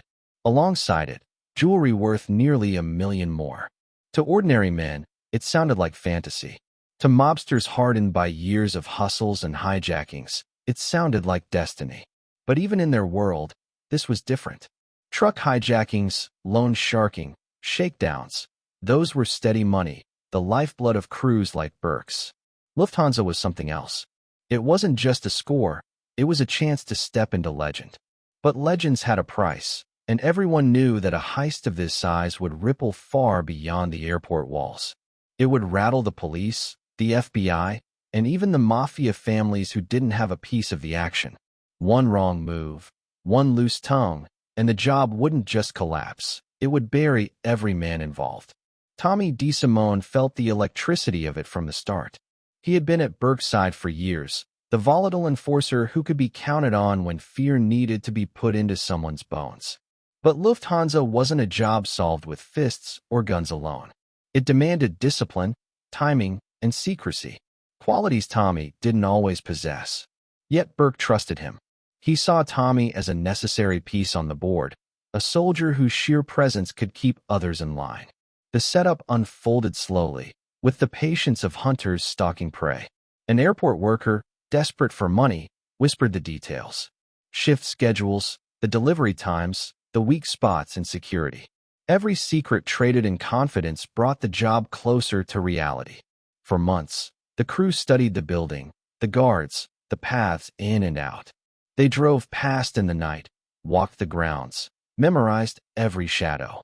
To outsiders, they were nobodies leaning on bar counters or hanging out in smoke-filled lounges. But behind closed doors, maps were spread, watches were timed, and a plan was carved sharp as a blade. It was simple on paper. Strike just before dawn, when the guards were tired and the air was frozen with routine. Hold them at gunpoint. Force them to open the vault. Load the cash. Disappear into the night. The beauty of it was in its precision. The risk, though, was in its scale. Millions of dollars wasn't just theft, it was provocation. And in the Mafia world, provocation could mean death sentences handed out without hesitation. As December crept closer, tension in the crew thickened. Every man played his role, but every man also nursed his own private fears. Fear of being caught, fear of betrayal, fear of what would happen if Jimmy decided someone knew too much. For Tommy, fear wasn't in his vocabulary. He thrived on chaos, leaned into danger like it was a lover whispering in his ear. He laughed when others grew tense. He joked when others kept silent. It wasn't courage, it was recklessness, the same recklessness that made him both valuable and dangerous. The night of the job arrived cold and still. The world outside slept, unaware that history was about to be written in shadows. Vans rolled quietly toward the airport, headlights dimmed, engines humming low like a predator's growl. Inside, men adjusted masks, checked weapons, and swallowed the dryness in their throats. Tommy sat among them, restless energy pouring from his body, like a fuse burning toward dynamite. He had always loved the moment before violence, the stretch of silence when anything could happen. They slipped through the gates, their movements rehearsed until they felt like instinct. Guns flashed, orders barked. The guards froze, fear flooding their eyes. One wrong twitch, one scream, and blood would have painted the concrete. But discipline held. Burke had drilled it into them. This was business, not carnage. They weren't here to kill, they were here to take. The vault opened, and there it was, mountains of cash stacked in crates, glinting like something out of a dream. The air seemed heavier in that room, as though the weight of the money pressed down on everyone's shoulders. For a moment, even hardened criminals felt awe. $6 million. More than they had ever seen, more than they had ever touched. Enough to vanish into new lives, enough to drown in greed. They worked quickly, loading bags, moving with precision. Minutes felt like hours, each second dragging under the pressure of possibility. Outside, the winter wind rattled doors and fences, and every sound threatened to shatter their nerves. Tommy grinned through it all, exhilarated, like a man watching fireworks explode above his head. To him, this wasn't just theft, it was victory, proof that he belonged in the world of legends. When the vans rolled away, the airport returned to silence. Behind them, guards lay bound and gagged, their hearts pounding in their ears. Ahead of them, millions sat in bags that smelled of ink and opportunity. They had done it. Against all odds, against all reason, they had pulled off the largest cash robbery in American history. But success in their world was never clean. It was never simple. As the vans disappeared into the night, so did their control. The score was too big, too loud, too tempting. Greed would spread through the crew like a disease. Paranoia would follow, whispering in every dark corner. And in that paranoia, men like Tommy, violent, unpredictable, uncontrollable, would either be feared or eliminated. The Lufthansa heist wasn't the end of the story. It was the beginning of the unraveling. Millions stolen in silence, but a storm of blood waiting just around the corner. Tommy couldn't see it yet, blinded by the thrill of the score, his hands still tingling from the weight of the money. But history would see it clearly. This was the night that sealed his fate. Because in the Mafia, the bigger the score, the bigger the shadow it cast. And shadows always hid knives. Chapter 15. Tommy's role in Lufthansa. The night after the Lufthansa heist, Brooklyn buzzed with the kind of whispers that only travel in shadows. Nobody could say for sure who had pulled it off, but everybody felt the tremors. $6 million had vanished like smoke, and the city's underworld knew that sort of magic didn't happen without Jimmy Burke's fingerprints somewhere on it. In the middle of those whispers, walking with a swagger that was half confidence and half madness, was Tommy DeSimone. Tommy wasn't the mastermind. He didn't draw the maps or grease the right palms. That wasn't who he was. He was a soldier, pure and simple. A man built for action, for the moments when violence wasn't an option but a necessity. In the orbit of men like Jimmy Burke, Tommy was both a weapon and a warning. You didn't cross Jimmy because men like Tommy stood behind him, restless, eager, unpredictable. That's what made Tommy's presence around the Lufthansa score so dangerous. He didn't have the discipline of a planner, but he had the recklessness of someone who couldn't see the cliff until he was already falling. For a job like Lufthansa, recklessness was both an asset and a liability. Tommy's role in the heist was never entirely clear. He wasn't one of the masked men hauling cash across the tarmac. He wasn't inside the vault, staring at mountains of unmarked bills. But he was there in the planning stages, lingering at Robert's lounge, throwing in ideas, cracking jokes that made others laugh nervously. He was the kind of man you brought close enough to scare people, but not close enough to touch the crown jewels. Still, just being near the score put him in rarefied air, the kind of company most wise guys dreamed about. Tommy loved it. For once, he wasn't just the hothead with the short fuse, the guy who cracked skulls over insults. He was part of something that would be remembered, something whispered about for decades. He bragged without saying a word, his chest puffed a little higher, his smile curling at the edges with smug satisfaction. Everyone around him could feel it. Tommy thought Lufthansa had changed his place in the pecking order. But the truth was, the job had changed nothing. Tommy was still Tommy. He hadn't planned it, hadn't controlled it, hadn't dictated who lived and who died if things went wrong. He was still the soldier who did what he was told. But in his mind, Lufthansa was proof that he belonged in the inner circle. That delusion would cost him more than he ever imagined. In the days following the score, paranoia spread like wildfire. Jimmy Burke's brilliance wasn't in pulling off a heist.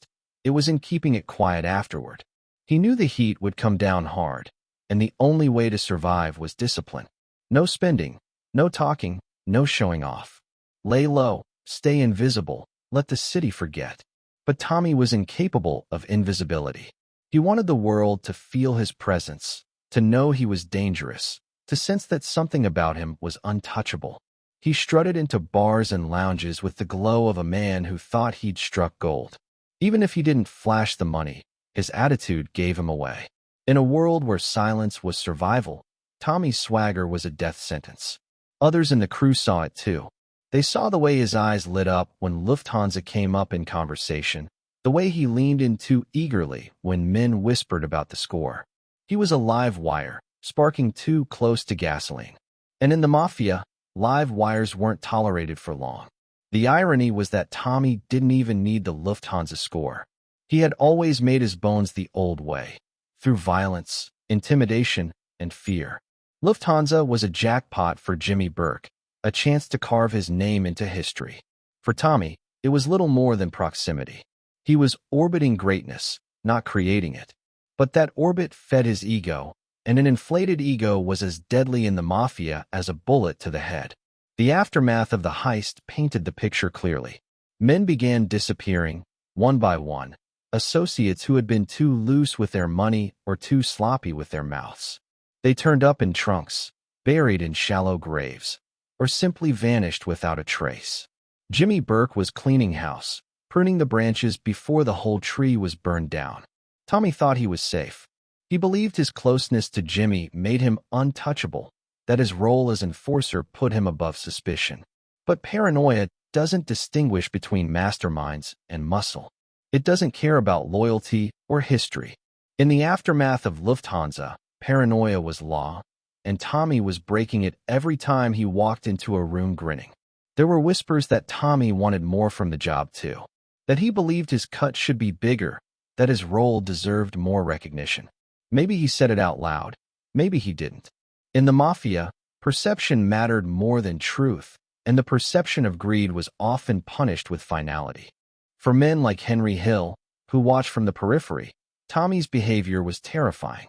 Henry knew the code, knew the delicate balance between ambition and survival. He could see that Tommy was leaning too far into ambition, forgetting that survival required silence. Henry later described Tommy as a time bomb, always ticking, always threatening to go off when you least expect it. Around Lufthansa, that ticking grew louder, echoing in the ears of everyone who valued their lives. The cruelest part of Tommy's story was that he was never meant to be more than muscle. He was the kind of man who kept others in line, who made debtors pay, who turned whispers into silence with a flash of his temper. But standing too close to Lufthansa made him believe he was more than that.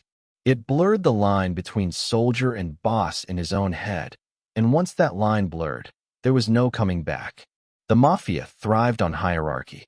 It was built like a pyramid, with the boss at the top and soldiers at the bottom, each man knowing his place, each man punished when he forgot it. Tommy forgot. Worse, Tommy flaunted his forgetfulness, strutting like a man who thought he could skip steps on the ladder. In that world, skipping steps didn't get you to the top, it got you buried. By Christmas of 1978, just weeks after the score, the paranoia around Lufthansa was suffocating. The FBI was swarming. Detectives worked overtime, following leads, tapping phones, leaning on informants. Jimmy Burke paced like a general at war, constantly calculating who was safe, who was sloppy, and who needed to be erased. Tommy still smiled, still cracked jokes, still acted like nothing could touch him. But men who laughed in that world often didn't laugh for long. His role in Lufthansa was never written in blood on the tarmac. It was written in whispers, in barroom shadows, in the uneasy glances of men who knew discipline was survival. Tommy didn't understand that kind of discipline. He never had. And in the aftermath of the largest score in American history, that ignorance was a death sentence waiting to be delivered. The heist had made legends, but it had also painted targets. And Tommy DeSimone, with his restless grin and his reckless pride, had painted the brightest one of all on his own back. In the world of organized crime, survival wasn't just about power. It was about knowing when to keep your head down. And Tommy never kept his head down. Which is why, as the new year dawned and bodies kept piling up, everyone watching from the sidelines knew one thing. Tommy's turn was coming. The only question was when. Chapter 16, Paranoia and Bloodshed. It began with silence. Not the kind of silence that comes after a loud night of laughter, but the suffocating kind, where voices vanish and eyes shift nervously in dimly lit corners. In the weeks after the Lufthansa heist, Brooklyn's air felt heavier. Men who once bragged at bars stopped showing up. Associates who had been seen counting rolls of cash disappeared into the night and never returned. And underneath it all was an unspoken truth. Jimmy Burke was pruning his garden, cutting away every branch that looked like it might bring heat to the score of a lifetime. For Tommy DeSimone, that silence was both familiar and dangerous. He had always lived in chaos, thrived in it even. But now, the chaos was different. It wasn't the predictable kind that came with barroom fights or street shakedowns. This was a creeping paranoia, the kind that made men second-guess every handshake, every phone call, every smile. And paranoia in the Mafia world was like a virus. It spread fast, killed without warning, and left no survivors who spoke out loud. The disappearances began almost casually. One man flashed a brand new car when everyone had been told to stay quiet, to act broke. Days later, he was gone. Another couldn't resist buying his wife a fur coat. He vanished too, his body never found. It was a pattern as ruthless as clockwork. Spend, brag, disappear. And with every vanishing act, the rest of the crew grew more tense. They whispered less. They laughed softer. They watched each other with eyes that betrayed suspicion. Tommy wasn't built for that kind of tension. He had always been the wild card, the man who solved problems with his fists, with bullets, with brute force. But now the problem wasn't an enemy on the street. It was the men sitting next to him. Men who, yesterday, had been brothers. Today, they might be dead weight. Tomorrow, they might be dead. Tommy's reputation made things worse. He was already seen as a liability, a man too quick with his temper, too unpredictable to trust with delicate business.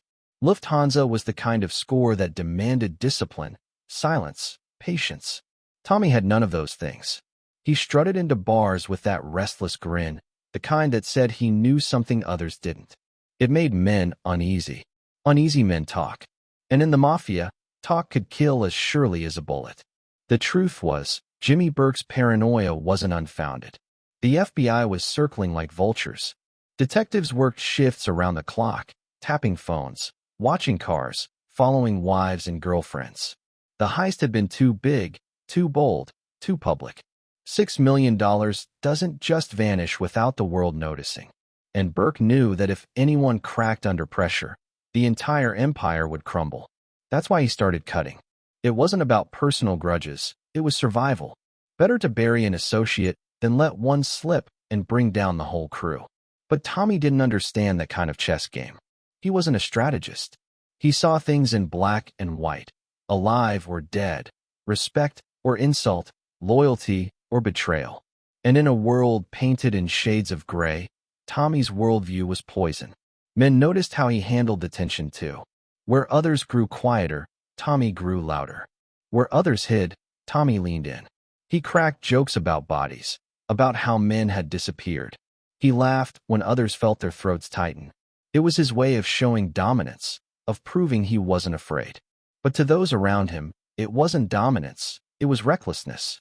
The paranoia reached its peak when Tommy started making enemies inside his own circle. Old grudges resurfaced. Words he had shouted in drunken rage came back to haunt him. Even small things, an insult, a shove, a glare, felt heavier now, like sparks near dry gasoline. And Tommy had sparked too many times. Henry Hill would later recall how walking into Robert's lounge felt like stepping into a coffin. The air was thick with suspicion. Every man sat as if waiting for the bullet that would end him. Tommy, though, never seemed to notice. Or maybe he noticed and didn't care. He leaned back in his chair, laughed too loud, sipped his drink like nothing could touch him. That act alone was enough to make others believe he was already marked. Then came the whispers that Tommy was a problem even Burke couldn't control. Too violent, too sloppy, too unpredictable. Some claimed he bragged too much about Lufthansa. Others said it wasn't Lufthansa at all, but old sins catching up to him. Murders he had committed that broke the most sacred rules of the Mafia. One name kept coming up, Billy Batts. Killing a made man was unforgivable, and Tommy had done it without hesitation.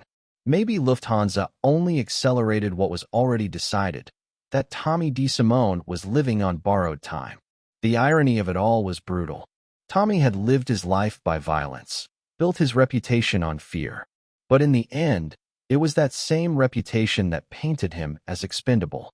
A man too feared to be trusted, too dangerous to be kept alive. In the Mafia, fear was a weapon, but it was also a curse. The men who rose too high on fear alone often didn't last long. The bodies kept piling up. Cars abandoned at airports, men stuffed into garbage trucks, shallow graves dug in forgotten lots. Each death was a reminder. Lufthansa hadn't been a victory, it was a curse. A jackpot that had turned into a death sentence for everyone who touched it. And Tommy, with his short fuse and restless grin, was standing in the middle of the storm. Some nights, when the barroom grew quiet and the laughter died, men swore they saw a flicker in Tommy's eyes. Not fear, exactly, but something close to it. Maybe he knew, deep down, that the walls were closing in. Maybe he felt the noose tightening with every disappearance. Or maybe he just didn't care anymore. After all, Tommy had always lived as if tomorrow wasn't promised. For him, maybe it never was. The tension finally became unbearable. Burke was still pulling the strings, still deciding who lived and who didn't. But the whispers around Tommy grew louder. He was too much of a liability. His violence wasn't protection anymore. It was a spotlight, shining directly on the crew at the worst possible moment. And in a world where survival meant invisibility, Tommy DeSimone was a man who refused to disappear. The silence that had begun after Lufthansa was now deafening. Men had stopped asking where their friends had gone. They already knew the answer. And Tommy? He walked into that silence like a man whistling through a graveyard, pretending not to see the headstones lining the path. But everyone else saw them, and everyone else knew. The bloodshed wasn't finished. The paranoia hadn't run its course. And Tommy DeSimone, with his laughter and his violence, was standing closer and closer to the edge. The only question left hanging in the smoke-filled air was this: when the time came, would Tommy see it coming, or would the end arrive as sudden as the violence he had unleashed on so many others?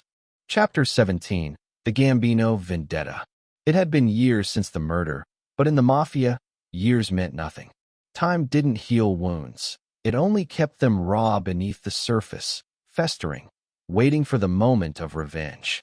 And for the Gambinos, one wound cut deeper than most. William Billy Batts Bentvina, a made man, a soldier in good standing, had been slaughtered in a fit of rage by Tommy DeSimone. In the underworld, that act wasn't just reckless. It was unforgivable. Tommy had thought he got away with it. He had buried Batts in a shallow grave, then moved the body later when construction threatened to uncover the secret. For a while, the silence held, as if the night of blood had vanished into the past. But the Mafia doesn't forget. It keeps score, like a bookie writing down debts in a little black ledger. And Tommy's debt to the Gambinos was written in blood, underlined, and never erased. The thing about killing a made man is simple. It's like setting fire to a church. It doesn't matter why you did it, or whether you had a good reason. You crossed a line that could never be uncrossed. A made man wasn't just another gangster. He was protected by an oath, by tradition, by the weight of history itself. Touch him without permission, and you weren't just making an enemy of a person. You were making an enemy of an entire family. And Tommy, wild and fearless, had done just that. For the Gambinos, revenge wasn't about passion or anger anymore. It was about balance. The Mafia runs on rules, and those rules are enforced with the sharp edge of consequence. If Batts could be killed without payback, then the system itself would fracture.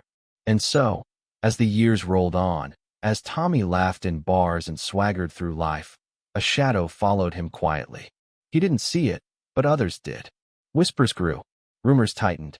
A storm was gathering, and everyone seemed to know it except Tommy himself. The men closest to him, Jimmy Burke, Henry Hill, understood what was happening. They knew Tommy's reckless act had signed his death warrant. But in that world, you didn't tell a man his end was coming. You didn't warn him, because maybe you'd be the one asked to deliver him. Silence was survival. And so they smiled, drank, joked, while privately wondering how long before the Gambino struck. The vendetta was patient. Vengeance in the Mafia didn't need to be rushed.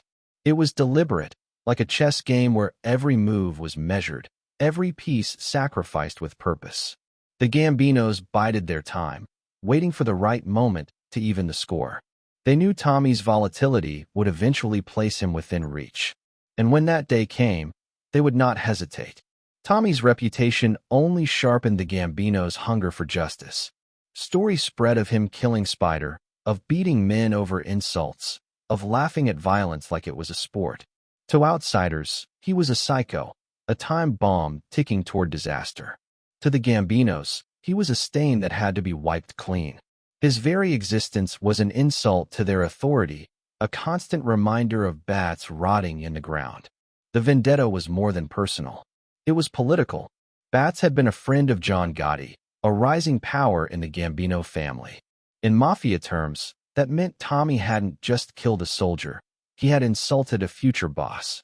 And Gotti was not the kind of man to forgive or forget. His pride demanded payback, and his pride carried the weight of an entire empire. By the late 1970s, after Lufthansa, Tommy was already marked as reckless. He was too visible, too violent, too loud.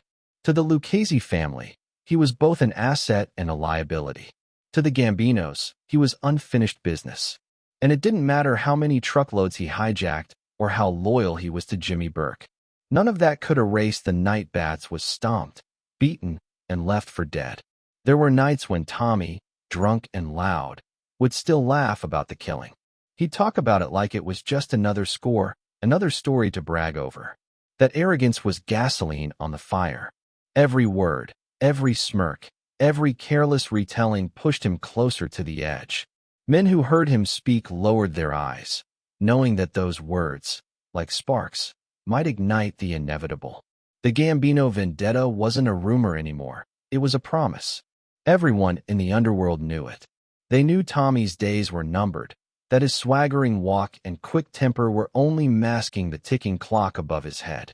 But Tommy either didn't care or didn't believe. Maybe he thought Jimmy Burke's protection, or Paul Vario's shield, was enough. Maybe he believed fear would keep him alive, just as it had all his life. But fear doesn't stop vendettas. Vendettas end in blood. It's said that in those final weeks, the whispers grew louder. Meetings in dark rooms, conversations hushed when Tommy walked in, phone calls that ended abruptly. He might have felt it in the pit of his stomach, the sense that something was closing in. But if he did, he never showed it. He carried on as though immortal, as though violence could never turn back on him. That was Tommy's greatest illusion, believing he was the predator when, all along, he was being hunted. The Mafia's rules are unforgiving. They don't bend for personality, they don't break for charisma. Tommy DeSimone had crossed one of the oldest rules written in blood. The Gambinos hadn't forgotten. They hadn't forgiven. They were waiting. And the longer they waited, the closer the noose drew around Tommy's neck. The vendetta was no longer just about bats. It was about the order of things, about the principle that no man, no matter how feared, could murder a made soldier without consequence. Tommy had become a living reminder of that rule broken, a crack in the foundation. And in the Mafia, cracks don't last long. They are filled, sealed, or destroyed. Every smile, every drink, every night Tommy spent laughing in Robert's lounge was shadowed by that unspoken truth. The Gambinos would have their justice. The only question was when. And as the nights grew darker, as more bodies vanished and more whispers spread, one thing became undeniable. Tommy DeSimone's time was running out. The vendetta was coming for him. But would he see it before it struck, or would his end arrive in the same way he had delivered it to so many others, sudden, brutal, and without mercy? Chapter 18, The Mafia Code. The rule was clear, ancient, and unbreakable. A made man was untouchable. Killing one without permission wasn't just reckless. It was a death sentence, guaranteed, inevitable. And yet Tommy DeSimone had done it. Imagine a sacred law written not on paper, but in blood and fear, passed down through whispered oaths in smoke-filled back rooms.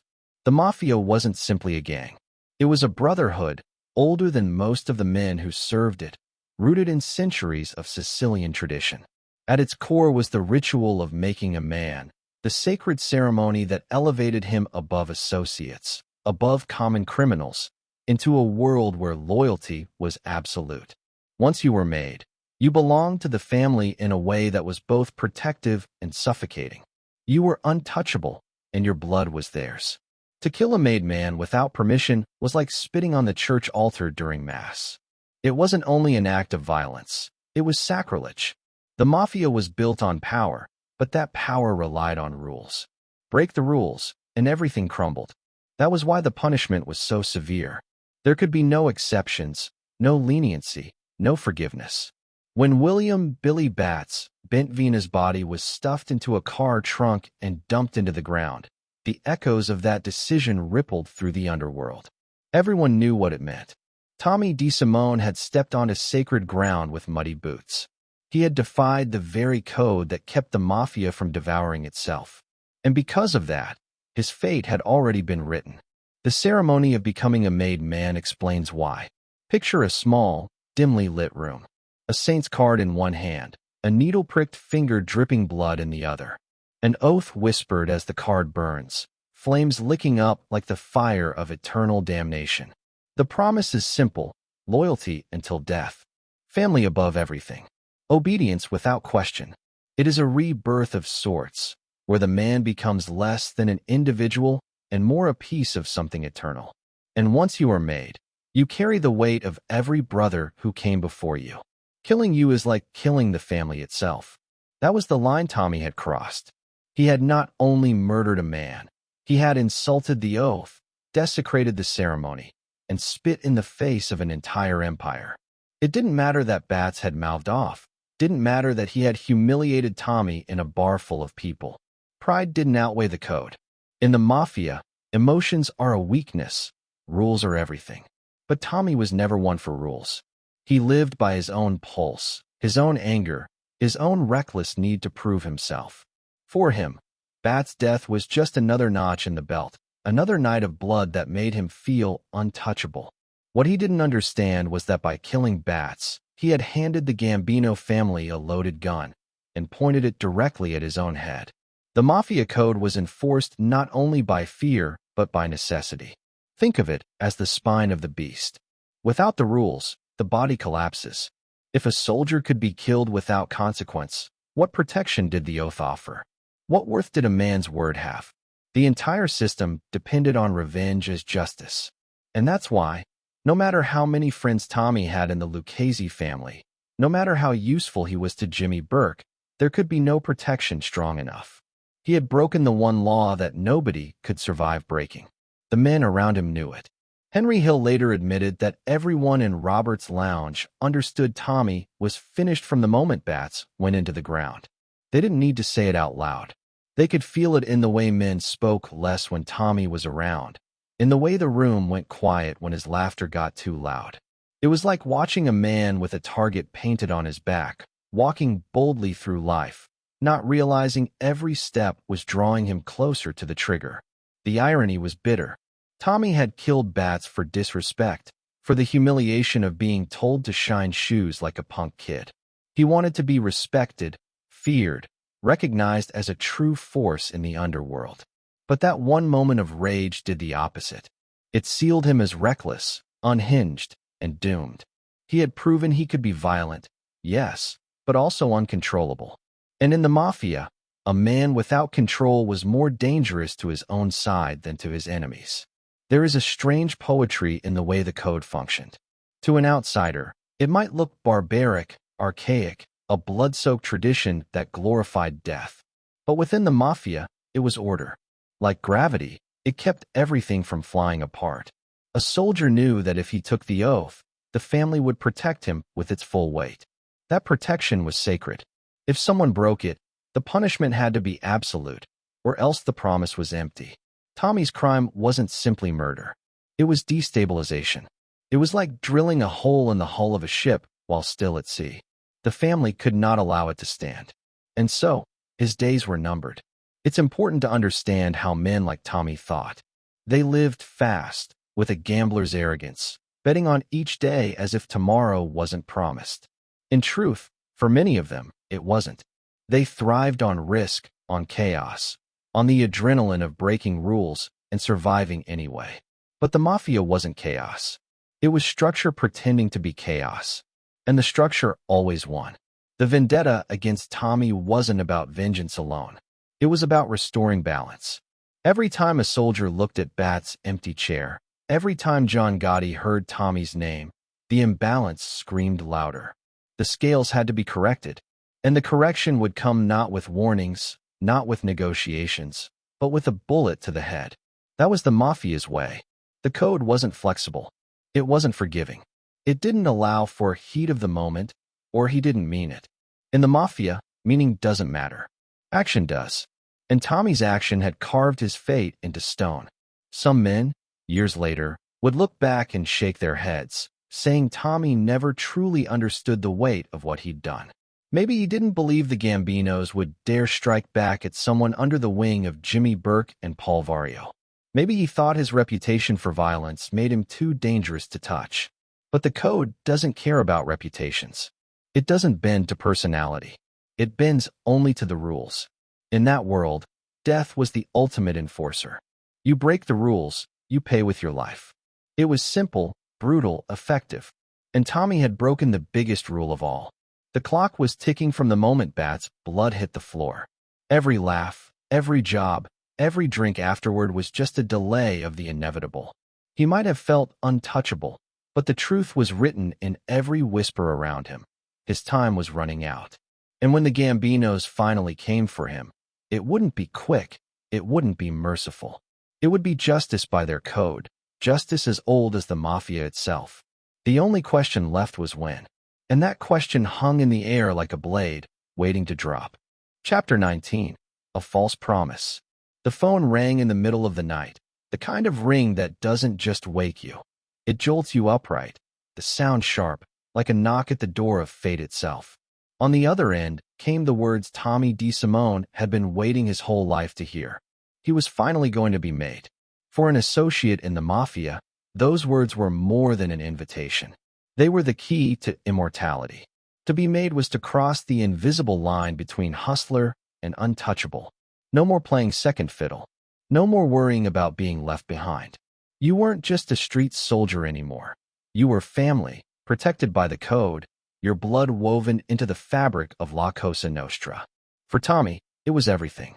His temper, his violence, his constant need to prove himself, it had all been leading here. But there was a problem hidden beneath the promise, a shadow curled around the edges of it. A truth Tommy couldn't see, or maybe refused to see. That night, when the phone clicked silent, his fate had already been sealed. The offer wasn't salvation. It was a setup. Tommy had wanted this moment for years. He had lived like a storm, reckless and violent, but always with one goal in the back of his mind: recognition. In his world, respect wasn't earned by money alone or by fear. True respect came with the ceremony of becoming a made man. And that respect, once given, could never be taken away. Or so he thought. It is easy to understand why this mattered so deeply to him.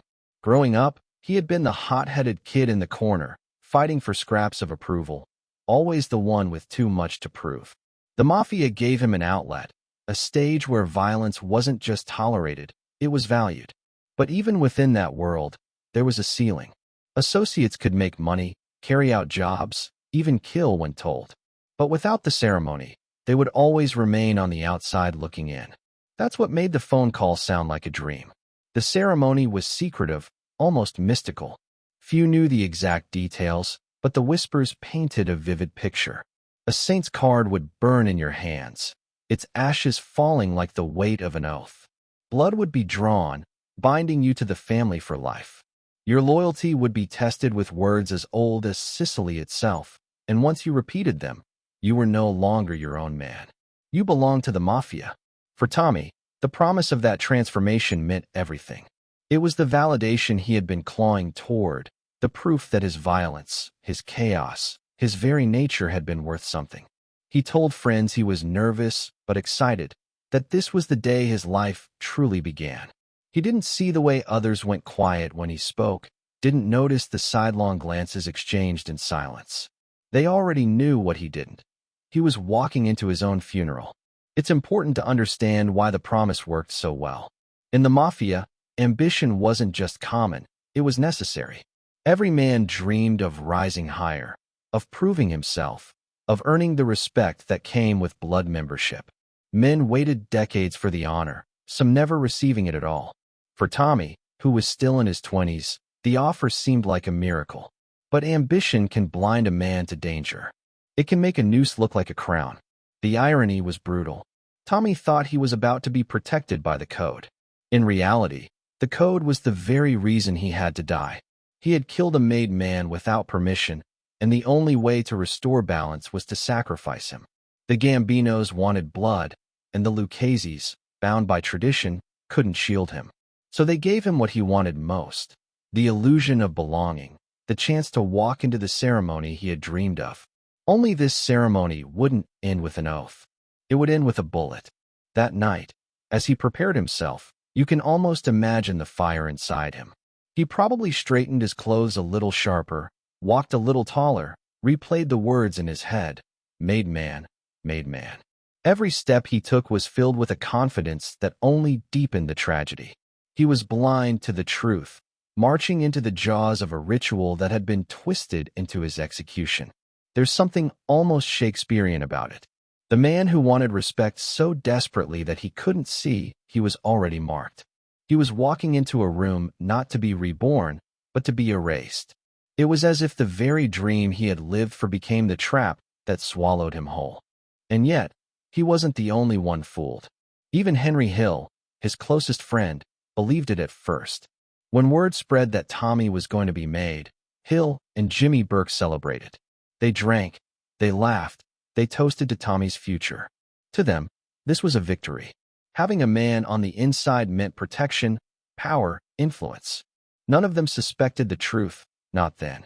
But the silence of the night told a different story. The way no fanfare surrounded the event. The way Tommy was told to show up quietly, without ceremony, without even his friends by his side. In hindsight, the warning signs were everywhere. But when ambition burns hot enough, it blinds the eyes to smoke until it's too late. The Mafia was skilled at deception. They knew that hope could be sharper than fear, that the promise of power could lure a man into places he would otherwise never walk. For Tommy, it worked perfectly. They dangled the dream in front of him, and he followed without hesitation, never looking back, never asking the one question that could have saved him. Why now? Because the truth was, the timing made no sense. Tommy had been violent for years, unpredictable, reckless. He wasn't the kind of man the Mafia usually promoted. Made men were chosen for loyalty, discipline, and control. Tommy had none of those, but he was too caught up in his own hunger to see it. He believed the promise because he needed to believe it. He believed it because the dream was the only thing he had left to chase. And so he walked into the trap with open arms. The tragedy of that moment is that Tommy was already doomed, no matter what. Whether he had refused, whether he had asked questions, whether he had disappeared into the night, it wouldn't have mattered. The Gambinos hadn't forgotten Billy Bats, and they never would. The only choice left was how Tommy's end would come. And the Mafia, with its old, merciless code, chose to give him the cruelest ending of all, to make him believe, up until the very last second, that he was finally being accepted. It was a false promise, and it worked like a charm. As he prepared for that final meeting, Tommy couldn't have known that the dream he clung to had already been twisted into his death sentence. He couldn't have known that behind the promise of blood and loyalty waited only betrayal.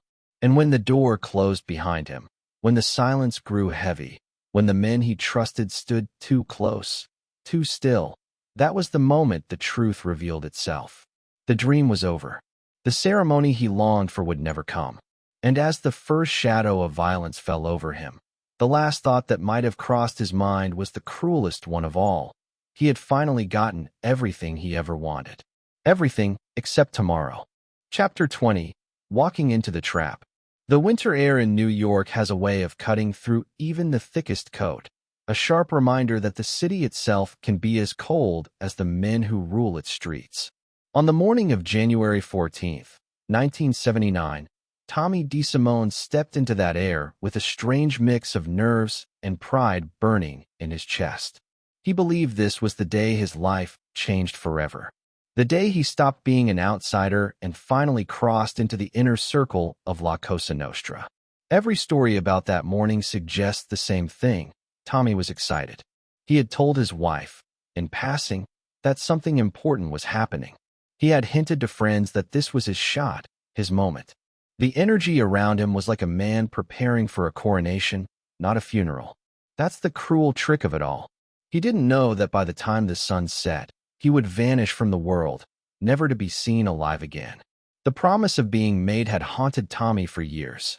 He wanted it more than money, more than comfort, more than safety. To him, it was like being knighted, like stepping onto a throne carved out of loyalty and fear. Men who were made carried themselves differently. They moved with the confidence of knowing the rules no longer applied to them. To Tommy, that was everything. It was immortality on the streets. And so he got dressed carefully that morning, sharper than usual. There was a sense of ceremony to it, even if he didn't say it out loud. The phone call had been brief, the instructions simple. Come alone, come ready. He didn't hesitate. He didn't question. That's the part that makes it sting, the silence of his trust. In the Mafia, a single doubt can keep you alive. But Tommy had no doubts.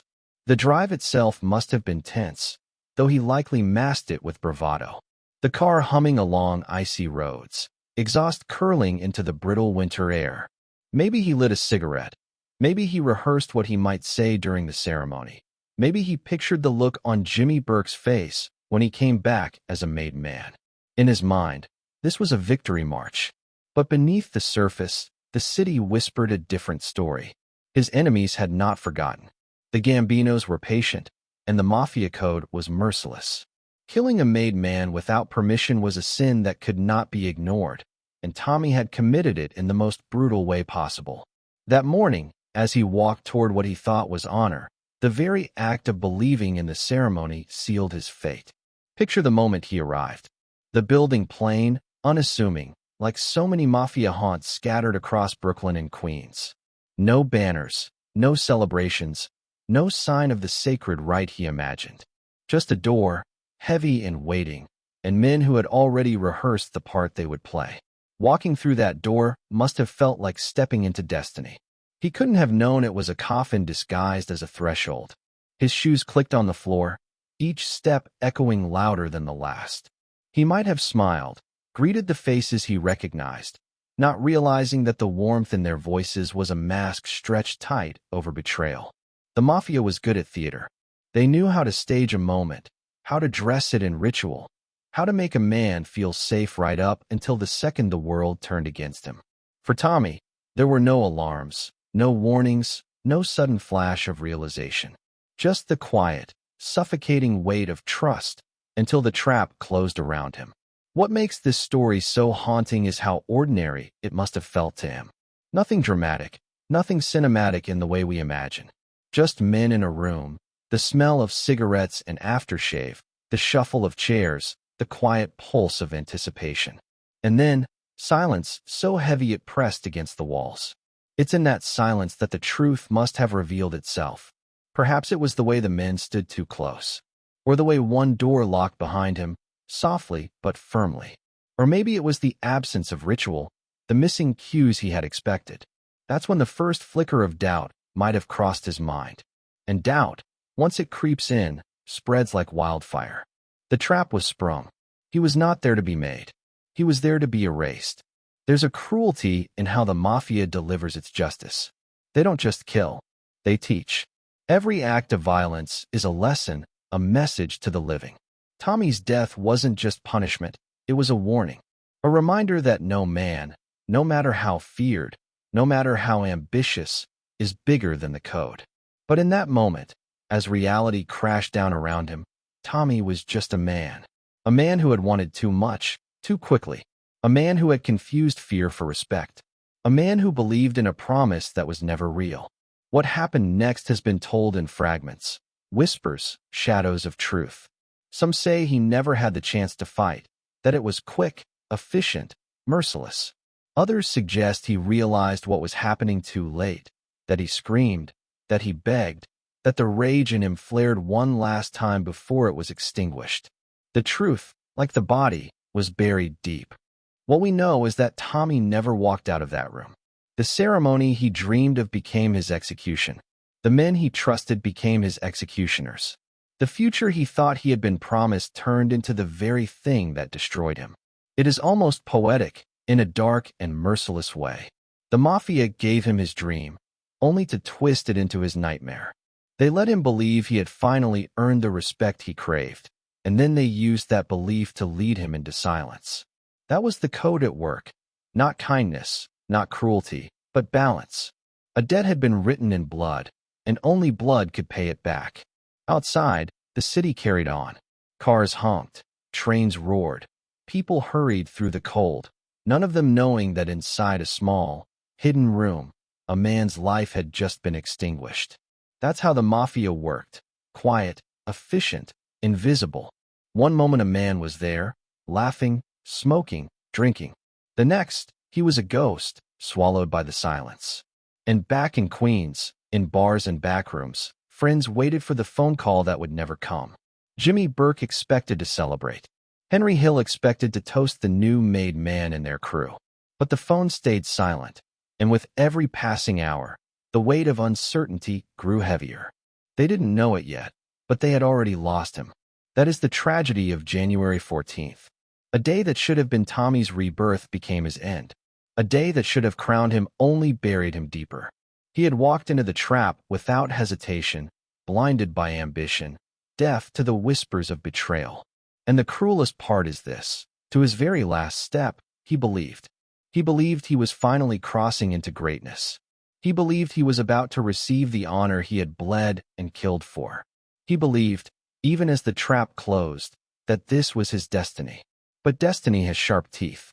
And for Tommy DeSimone, those teeth closed around him on that cold January day, never letting go. What remained was silence. And questions. And the haunting image of a man who wanted everything and ended up with nothing.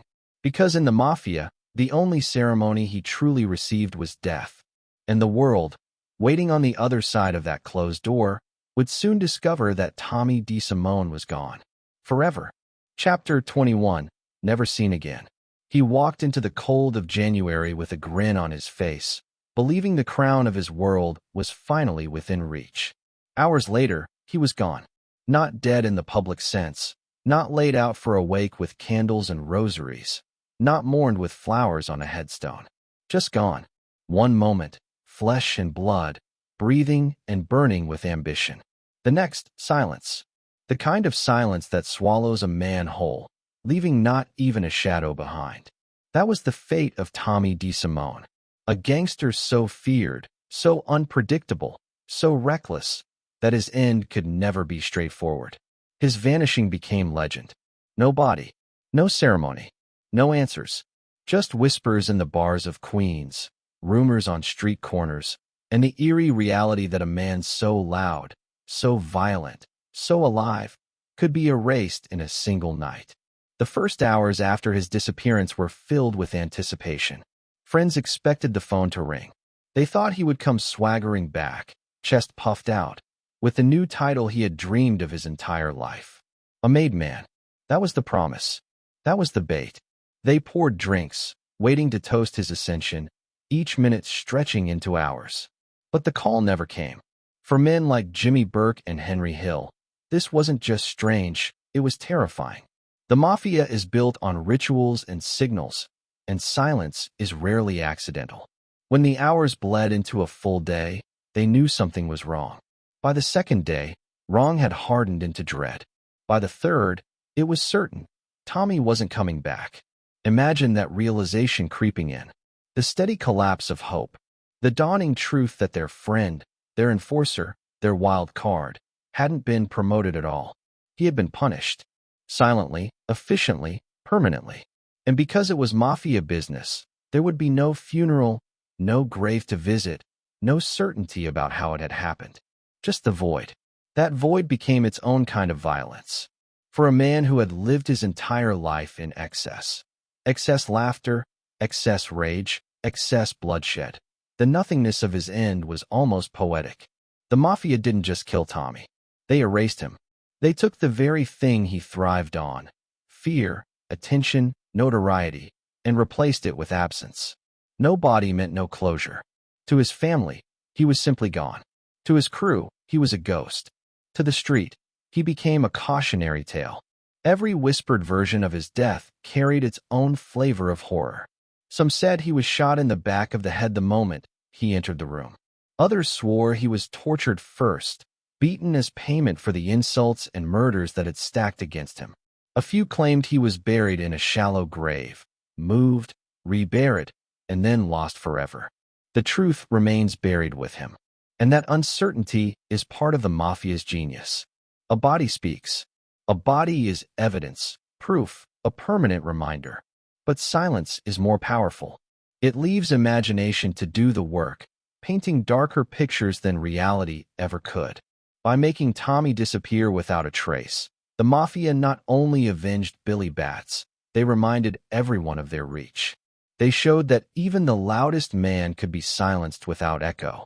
Think about the psychological torture of it. Every knock on a door, every late-night phone call, every whisper in a bar could spark the thought, maybe he's alive. Maybe he'll walk back in. But as weeks turned into months, that hope withered into a certainty too heavy to carry. He wasn't coming back. He was never coming back. And in that silence, fear grew. Because if it could happen to Tommy, it could happen to anyone. For Henry Hill, it was a turning point. He later admitted that the disappearance rattled him in ways few things ever had. Tommy wasn't just a friend. He was proof of how fragile life in the Mafia really was. You could think you were untouchable. You could laugh, kill, celebrate, live like a king one day, and the next, you were nothing. Jimmy Burke, on the other hand, handled it differently. Some say he was devastated. Others say he knew from the start what had happened. The truth is buried in his silence, too. But one thing is certain. Jimmy lost his most volatile weapon. Tommy had been his hammer, the man he unleashed when fear was needed. Losing him meant more than losing a friend. It meant losing a shield, a tool, an enforcer whose reputation alone could bend a room. But here's the irony. The very violence that made Tommy so valuable is what got him killed. His reputation had crossed the line from fear to liability. By murdering a made man, he had sealed his fate years earlier. The Lufthansa heist and its fallout may have hastened things, but the verdict had already been written in the code of La Cosa Nostra. Still, the disappearance left questions. Where was he buried? Who pulled the trigger? Did he know, in those final seconds, that it was over? Or did he go down fighting, cursing the men who betrayed him? Each theory adds a new layer of legend, a new ghost story to a man who already lived like one. The lack of answers is its own kind of punishment. For his family, the silence stretched into decades. No funeral, no grave, no certainty, just the absence of a father, a husband, a son. For the crew, it was a lesson carved into their bones. And for history, it became a mystery that still lingers in the shadows of Mafia lore. Never seen again. That's the headline. But between those words lies something more chilling. It wasn't just disappearance. It was annihilation. A man who once dominated rooms, who left trails of blood and fear in his wake, was reduced to nothing more than rumors. That is the power of the Mafia code, not just to kill, but to erase. And so the legend of Tommy DeSimone ends not with a bang, but with a void. A silence so complete it still echoes decades later. His story is retold in books, in films, in documentaries, but the man himself is dust scattered in the wind. No one ever found him. No one ever will. And that silence, that haunting absence, is perhaps the most brutal punishment of all. Because for a man who lived so loudly, disappearing without a trace is the cruelest ending imaginable. But the story doesn't end here. His vanishing may have closed one chapter, but it opened another. Questions of loyalty, vengeance, and the dangerous ripples left behind when the Mafia decides to erase a man from existence. And in those ripples, more blood would be spilled. Chapter 22, Theories of Death. The truth about Tommy DeSimone's death has never been written in ink. Instead, it lingers in whispers, half-remembered confessions, and the shifting sands of underworld rumor. What is certain is this. One January morning in 1979, Tommy walked into a room believing he was about to become a made man. By that night, he was gone forever. How it happened, and who was holding the gun, is a mystery that has haunted mob history for more than 4 decades. Some accounts point straight to the Gambinos. After all, Billy Batts was one of their own. A made man, respected, untouchable by the unwritten law of Cosa Nostra. When Tommy beat him, mocked him, and ultimately killed him, he didn't just cross a line. He shattered it. It didn't matter how many years passed or how many favors his crew pulled. In Mafia culture, that kind of insult is never forgotten. Revenge might wait, but it always comes. In one version of the story, the Gambinos set the trap. They told Tommy he was going to be inducted. They let him dress sharp, let him believe his dream was about to come true. And when he walked into the room, proud and expectant, he was greeted not with honor, but with bullets. A swift execution. The kind of clean, businesslike punishment the Mafia reserved for those who broke its deepest rules. But there are darker versions. In some tellings, it wasn't quick. It was slow, painful, a deliberate act of vengeance meant to settle a score in blood. Some say John Gotti himself, who was close to Billy Batts, made sure the punishment fit the crime. The story goes that Tommy was tortured before being killed, beaten in ways that mirrored the savage treatment he had inflicted on others. In this version, his end wasn't justice, it was payback. Theories spread like wildfire because no body was ever found. And when there's no evidence, imagination fills the gaps. Some claim he was buried in a shallow grave out on Long Island, only to be moved later when construction threatened to uncover him. Others believe he was dumped in the swamps of New Jersey, where the mud and water erased all traces. A few even suggest he was dismembered, scattered, reduced to nothing so that not even a single bone could testify. Henry Hill, the associate who later became an informant, offered his own version years later. He said Tommy was tricked into believing he was about to be made, and that he was killed by the Gambinos as revenge for bats. But Henry's accounts shifted over time, colored by memory, drugs, and the weight of storytelling. Was he recalling truth, or just piecing together rumors the way everyone else did? The uncertainty only fuels the legend. There's also the theory that Jimmy Burke himself may have allowed it to happen. Jimmy was protective of Tommy, but he was also pragmatic. By the time of the Lufthansa heist, paranoia was running high. Associates were disappearing left and right. Tommy, with his unpredictable violence and mounting debts to the Mafia code, was becoming more of a liability than an asset. It's possible Jimmy knew the hit was coming, maybe even stepped aside to let it happen. Some even whisper he may have given a subtle nod of approval. In that world, loyalty is always weighed against survival. The Gotti angle adds another layer of intrigue. John Gotti was not yet the famous dapper Don he would become, but he already carried weight in the Gambino family. Billy Batts had been his friend. Revenge was not just business, it was personal. Some mob historians believe Gotti's crew took part directly. Ensuring Tommy's end was more than an execution, it was a message. And that message was clear. No one, no matter how feared, gets away with killing a made man. Think about the psychology of it. Tommy was a man who thrived on fear. He killed to make statements, to prove dominance, to silence disrespect. But his killers flipped that script on him. They didn't just take his life, they took his certainty. They stripped him of the power he had wielded with such recklessness. They left behind only mystery.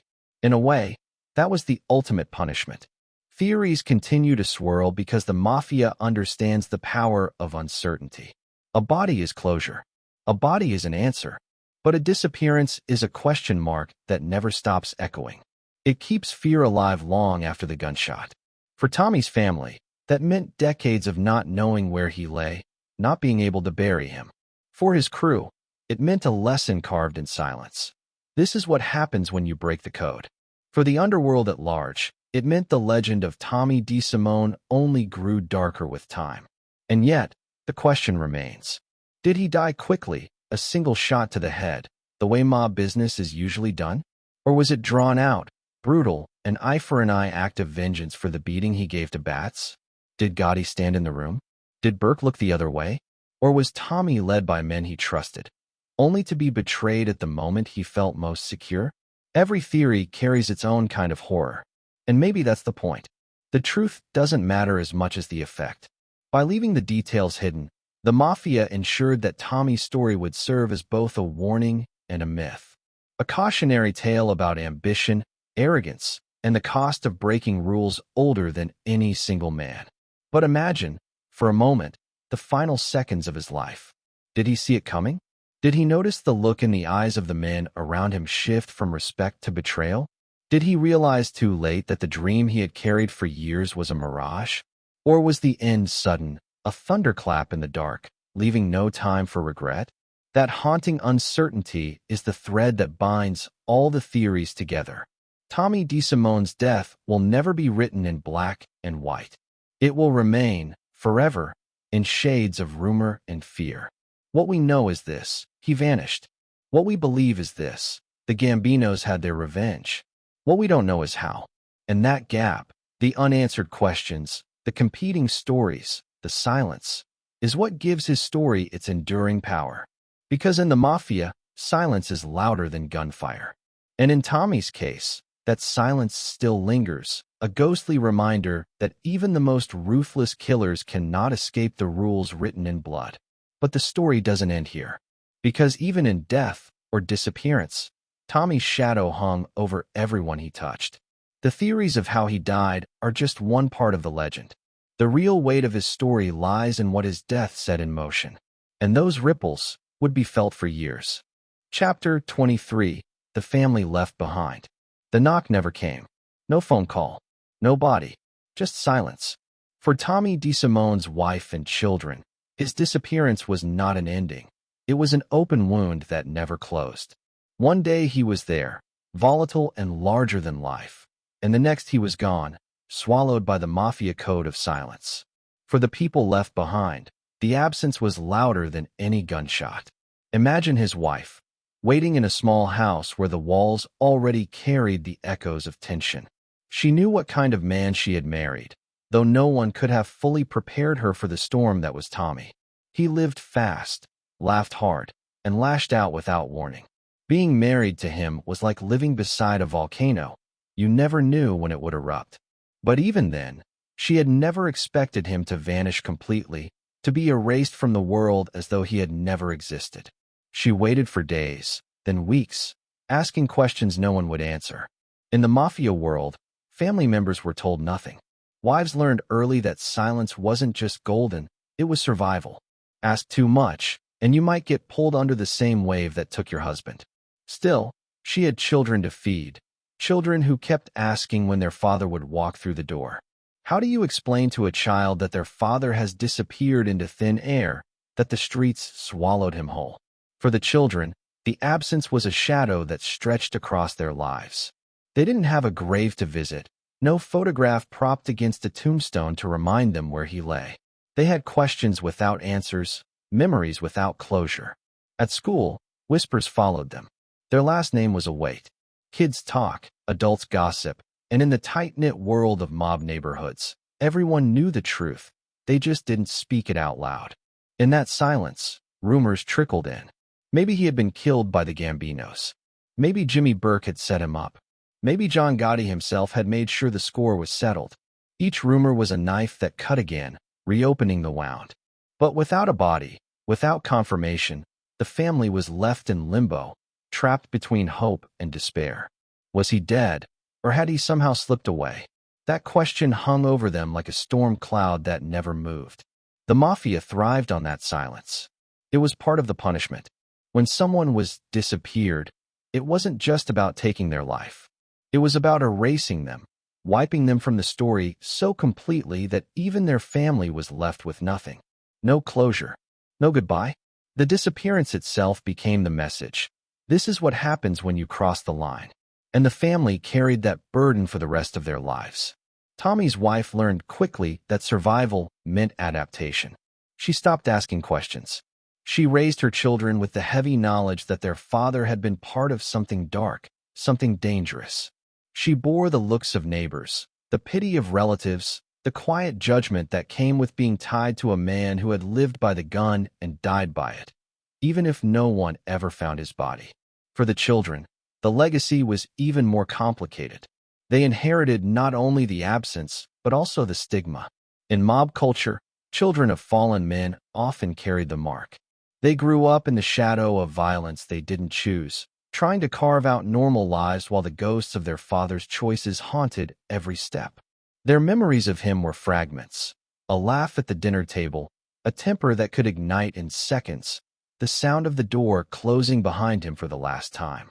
The silence around his disappearance wasn't just Mafia tradition, it was Mafia protection. For the bosses, it ensured there was no evidence, no case, no body for law enforcement to dig up. For the family, it meant living in an eternal question mark. They couldn't grieve properly because they couldn't be sure. They couldn't hate fully because they never had proof. They couldn't heal because the wound was never sealed. Think of grief like a book. Most people eventually reach the last page. They cry, they close it, and they learn to carry the weight. For Tommy's family, the last page was torn out. They kept flipping through the story, over and over, trying to find an ending that didn't exist. Every birthday, every holiday, every quiet night when the kids asked about their father, the story started again, but it never finished. And then there was the Mafia code, the unspoken rule that wives and children were untouchable, but also irrelevant.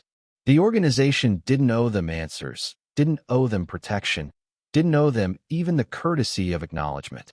To the Mafia, Tommy's family was collateral damage. His wife might have once been welcomed at gatherings, the kids given gifts on Christmas. But after he vanished, doors closed.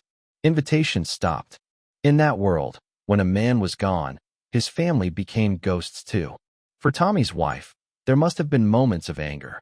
She had stood by a man who was dangerous, unpredictable, but also charming and magnetic.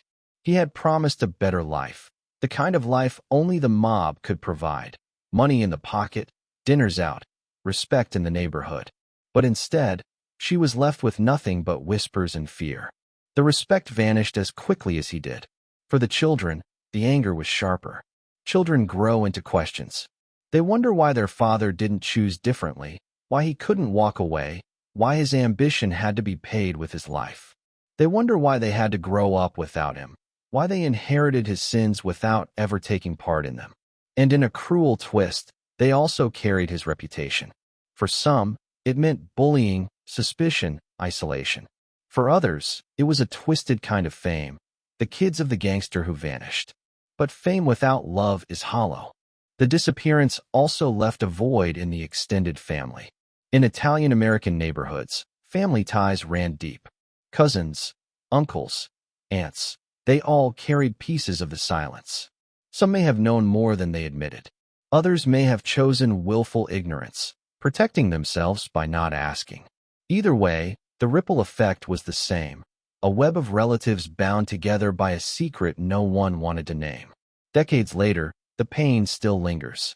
The Mafia thrives on secrecy, but for the family, that secrecy was a life sentence.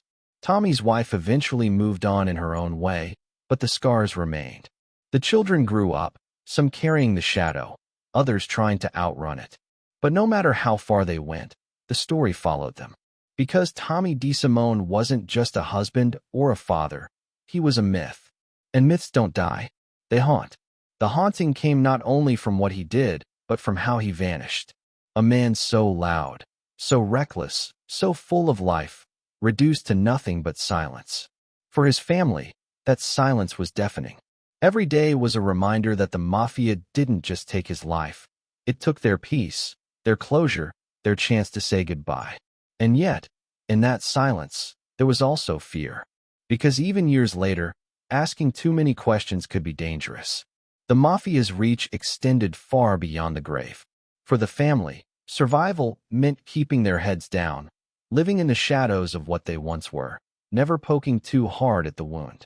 But silence doesn't erase love.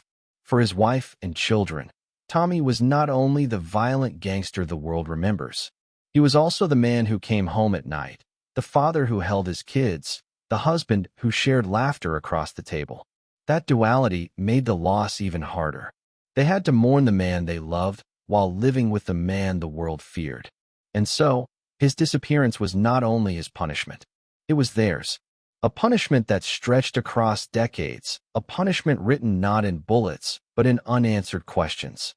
Because when the Mafia makes someone vanish, they don't just bury the man. They bury the truth. They bury the family right alongside him, in silence, in shadows, in the endless ache of not knowing. But silence has its own power.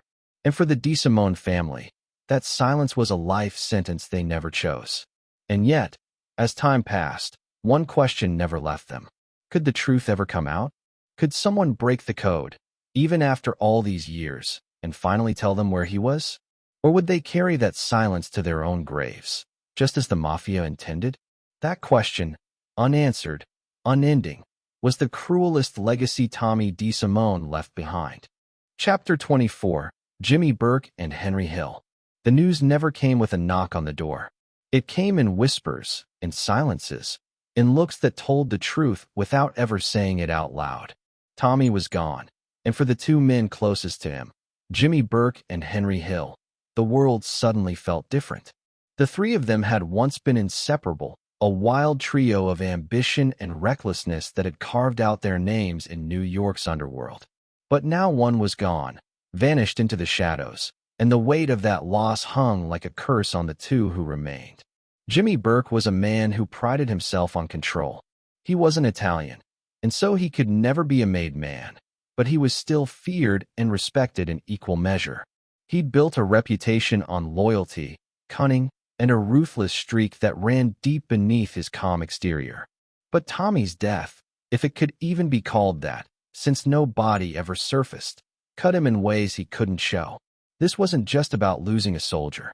This was about losing someone who was part of his very identity. For years, Jimmy had been the mentor, Tommy the hot-headed enforcer, Henry the smooth-talking hustler. Together they were a triangle, each one completing the other. Now, with one side snapped off, the balance collapsed. Jimmy never spoke openly about it, but those around him noticed the change. His laughter became harder, his temper sharper. Tommy's disappearance had been a message, not only to Tommy but to everyone around him, Jimmy included. The Mafia had rules, and Jimmy knew them better than most. You don't kill a made man without permission. You don't step too far over the line. Tommy had done both, and the punishment was absolute. For Jimmy, it was a reminder that even he wasn't untouchable. If they could take Tommy, they could take anyone. Henry Hill felt it differently. He wasn't wired like Jimmy. He wasn't a stone wall of control. He was a talker, a charmer, a man who loved the thrill but dreaded the consequences. Tommy's disappearance shook him to his core. For Henry, it wasn't just about losing a friend. It was about losing the illusion of invincibility. They had been young wolves, running wild through the streets, and now one of them had been cut down. It was proof that the life they had chosen wasn't just dangerous, it was doomed. Henry had known Tommy's volatility better than anyone. He'd seen the madness in his eyes, the way he could flip from laughter to rage in a heartbeat. He had also seen the admiration, the loyalty, the way Tommy would go to war for his friends without hesitation. That duality was what made him so dangerous and so magnetic. And now Henry was left with nothing but memories of that fire, memories that burned even brighter because they ended so suddenly. The Lufthansa heist had been the high point, the score of scores, the kind of job men dreamed about. But even in its triumph, it carried a death sentence. In the weeks and months after the robbery, bodies piled up, one after another, as Jimmy sought to tie off loose ends. Henry watched it unfold like a man trapped inside a burning building. He saw the paranoia consume Jimmy, saw associates vanish, saw the blood run deeper than the money ever did. And threaded through it all was Tommy's absence. The way Jimmy spoke about him in private was telling. There was pride, yes, but also bitterness. Tommy had been reckless, uncontrollable, a spark that burned too hot. Jimmy had relied on him for muscle, for firepower, for the kind of violence that made others fall in line. But that same violence had sealed his fate, and in a way, Jimmy knew it had sealed his own too. Because Tommy wasn't just punished for his sins, he was punished for theirs. His death was a warning to all of them, a reminder of the leash they could never escape. Henry, meanwhile, started to crack. The weight of it all, Tommy's disappearance, the bodies stacking up, the FBI breathing down their necks, pushed him to the breaking point. He turned to drugs, drowning himself in cocaine and booze, trying to quiet the storm in his head. But it only made the paranoia worse. He felt the walls closing in, every shadow a threat, every silence a noose tightening. And with Tommy gone, he no longer had the illusion of safety. In many ways, Tommy had been the shield.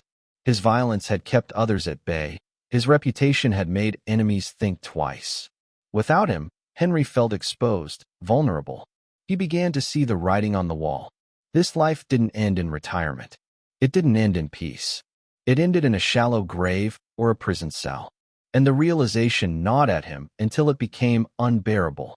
For Jimmy, the paranoia took a different shape. He clung tighter to power, trusting fewer people, cutting ties with anyone he suspected of weakness. He became colder, more calculating. The money from Lufthansa was supposed to be freedom, but instead it became a curse.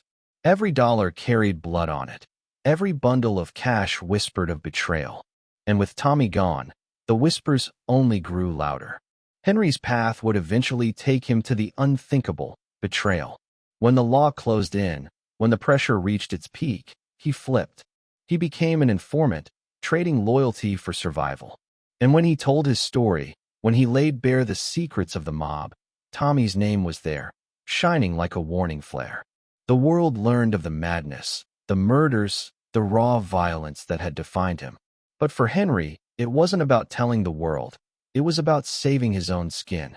Jimmy's fate was different. He never broke, never spoke. But silence wasn't enough to save him. He was eventually convicted, sentenced to spend the rest of his life behind bars. Behind those walls, with nothing but time to think, the ghosts must have haunted him.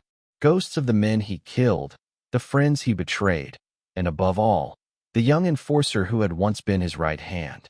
Tommy's absence was a wound that never closed, a reminder of the empire they built and the price they paid. The story of Tommy's death, or disappearance, didn't just belong to him. It belonged to all of them. Jimmy, Henry, the crew, they were bound together in a tapestry of blood and ambition. And when one thread was pulled, the whole thing began to unravel. Tommy's end wasn't just his own. It was the beginning of the end for everyone around him. In the end, Jimmy died in prison, a man who had once commanded fear, but who lived his final days as just another inmate, another ghost of the old days. Henry lived on, hidden under a new name, a man forever looking over his shoulder, haunted by the life he had once embraced.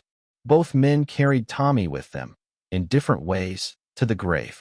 Tommy had been the wildest of the three, the most unpredictable, the most dangerous. But he was also the glue, the energy, the raw force that made their crew what it was. Without him, everything cracked. Without him, the empire fell. And so the story of Jimmy Burke and Henry Hill is not just the story of what happened after Tommy's death. It is the story of how his death defined them, shaped their ends, and became the silent companion they could never escape. Because in the Mafia, no one walks away clean. And for the two men closest to Tommy, his disappearance wasn't just the loss of a friend. It was the beginning of their own undoing. But even then, the question lingered. If Tommy had lived, if he had been made instead of murdered, would the story have been different?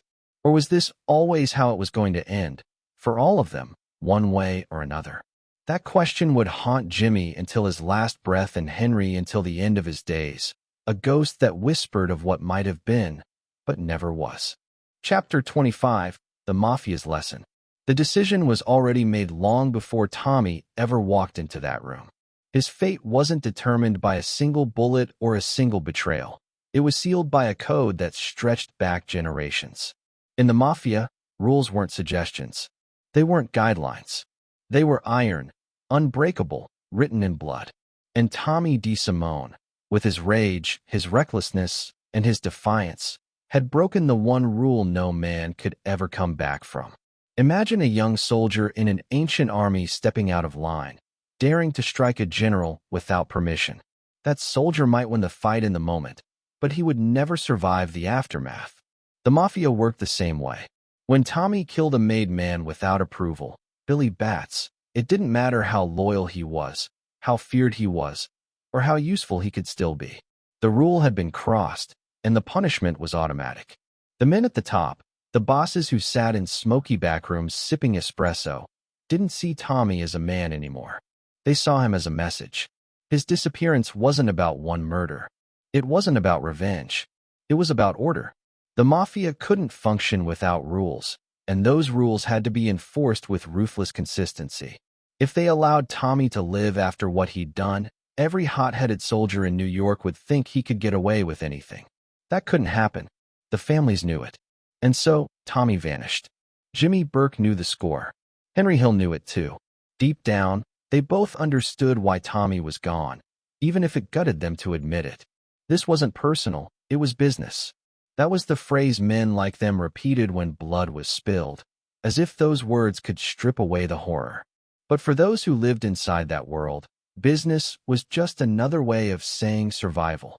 The Gambinos had to make an example out of Tommy. His end was a warning shot to everyone else who thought they could bend the rules. And the message landed hard. In the weeks after Tommy's disappearance, fear crept through the ranks like a cold draft in a locked room. Associates who once strutted with swagger now looked over their shoulders. Made men sat with a new sense of power, knowing the rules had just been reinforced in the most brutal way possible. If Tommy DeSimone, reckless, fearless, and untouchable in his crew, could be erased overnight, then no one was safe. That was the point. It's easy to see the Mafia as chaos, a swirl of violence and greed, but that's not how the bosses saw it. To them, it was order, a parallel government, a kingdom with laws, rituals, and punishments.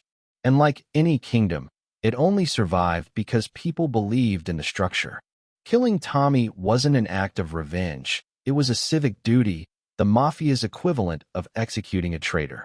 It reinforced the idea that no man, no matter how feared, stood above the rules. For Henry Hill, this truth came with a chill. He'd always known the rules, but seeing them enforced with such finality rattled him. He understood now that the game had no room for mistakes. Loyalty wasn't enough. Success wasn't enough. One wrong move could erase you, and the world would keep spinning as if you'd never been there. That silence, the absence of ceremony, the lack of a grave, the vanishing without a trace, was part of the punishment. Not only was Tommy killed, but his memory was stripped of honor. In Mafia terms, that was worse than death itself.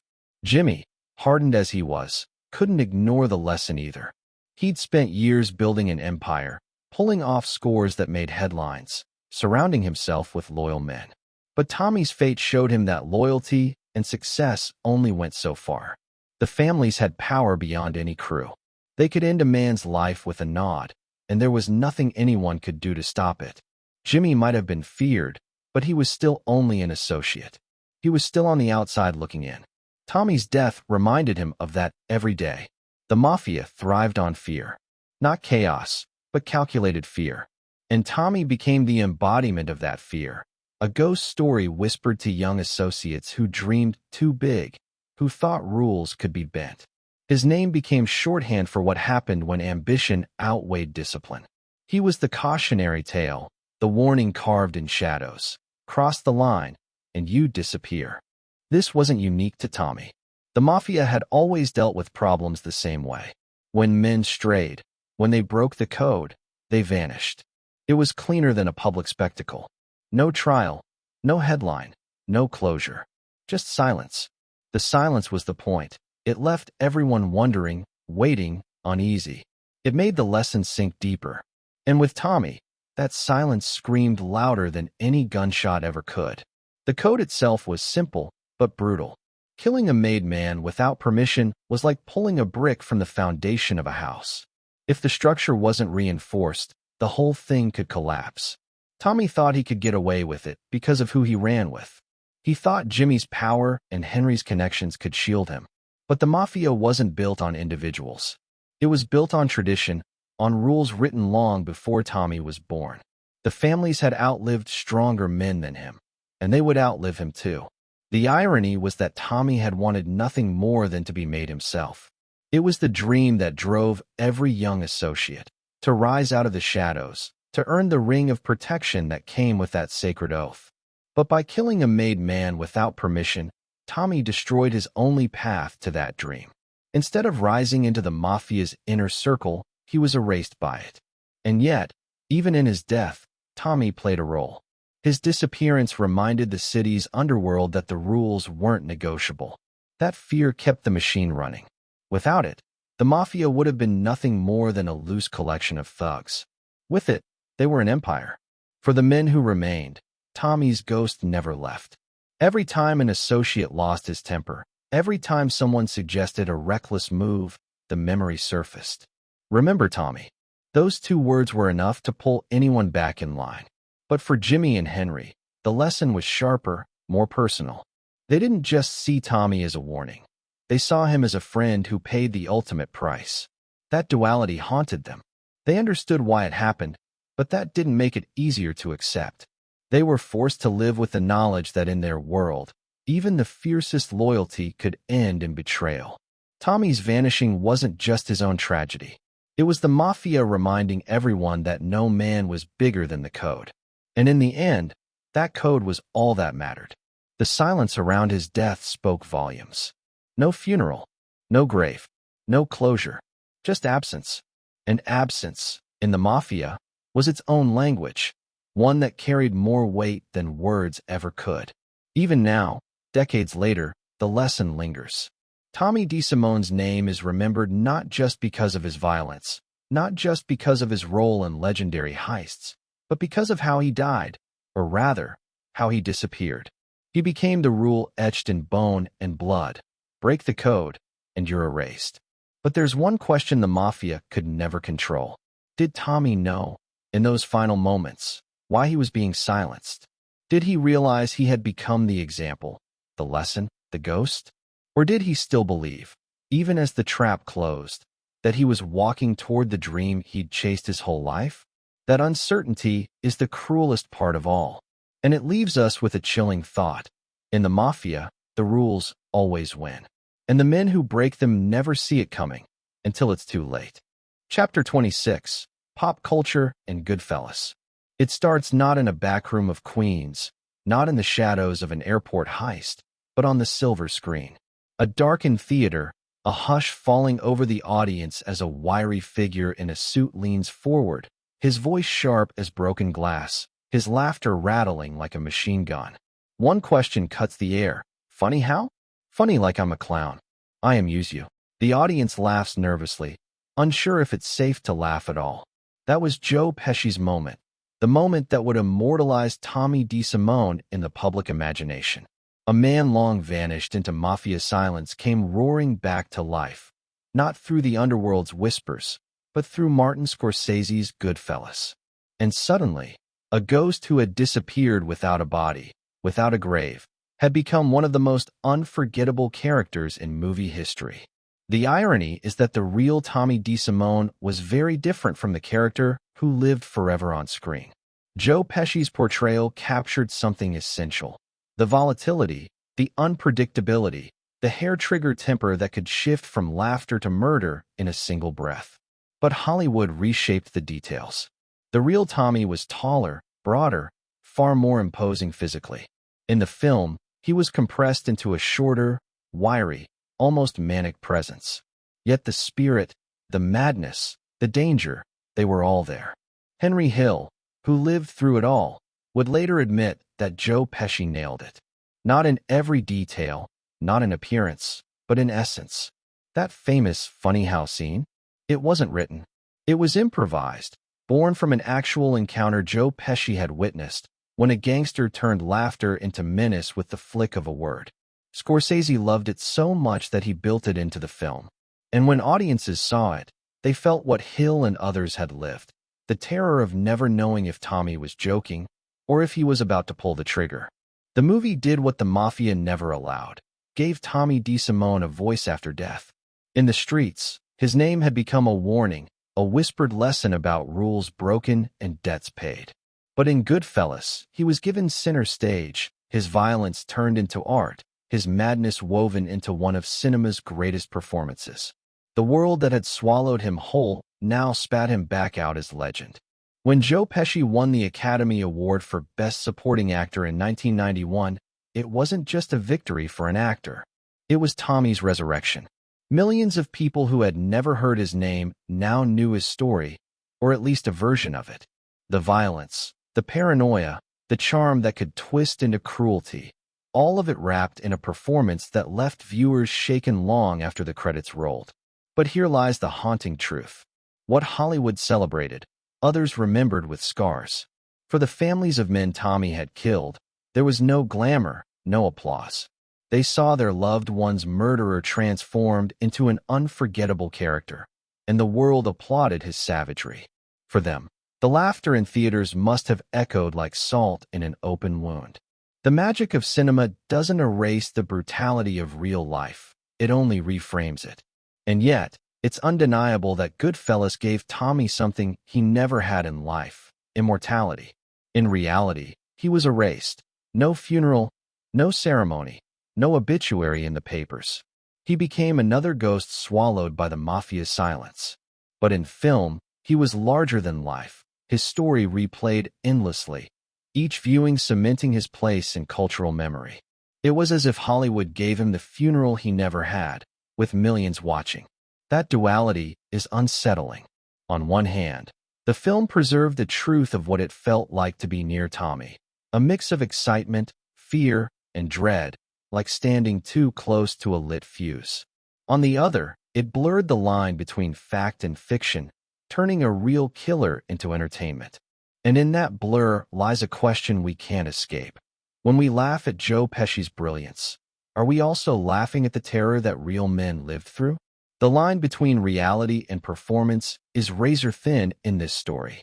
The real Tommy DeSimone was unpredictable, violent, and terrifying. Joe Pesci's Tommy DeVito, the fictionalized version, was all of those things too, but with the polish of performance, the rhythm of comedy, the precision of craft. One was chaos, the other was art. Yet both could leave a room silent, unsure of what might happen next. Henry Hill himself, whose memoir Wise Guy inspired the film, understood the irony. He'd lived through the horror, but even he couldn't help but admire how accurately Scorsese captured the feeling of it. When Hill watched the movie, he said it was like seeing ghosts walk again. Men long gone, men buried in silence, brought back to life on screen with uncanny precision. It was chilling, even for him. The public, of course, didn't see the ghosts. They saw the movie, the spectacle, the dazzling dance of camera and dialogue. And they loved it. Tommy DeVito became one of the most quoted characters in film history. People repeated his lines in bars, in schoolyards, in offices. They laughed at the jokes, marveled at the violence, reveled in the madness. What had once been feared in the shadows became entertainment under bright lights. That's the strange power of pop culture. It can take a man who disappeared into nothingness and make him unforgettable. It can turn fear into fascination, horror into applause. Tommy DeSimone may have vanished from the real world on a cold January day in 1979, but in pop culture, he was reborn in 1990. And in that form, he has lived longer than he ever could have imagined. Joe Pesci himself felt the weight of it. He'd grown up around tough neighborhoods. He understood the rhythm of street talk, the menace hidden behind laughter.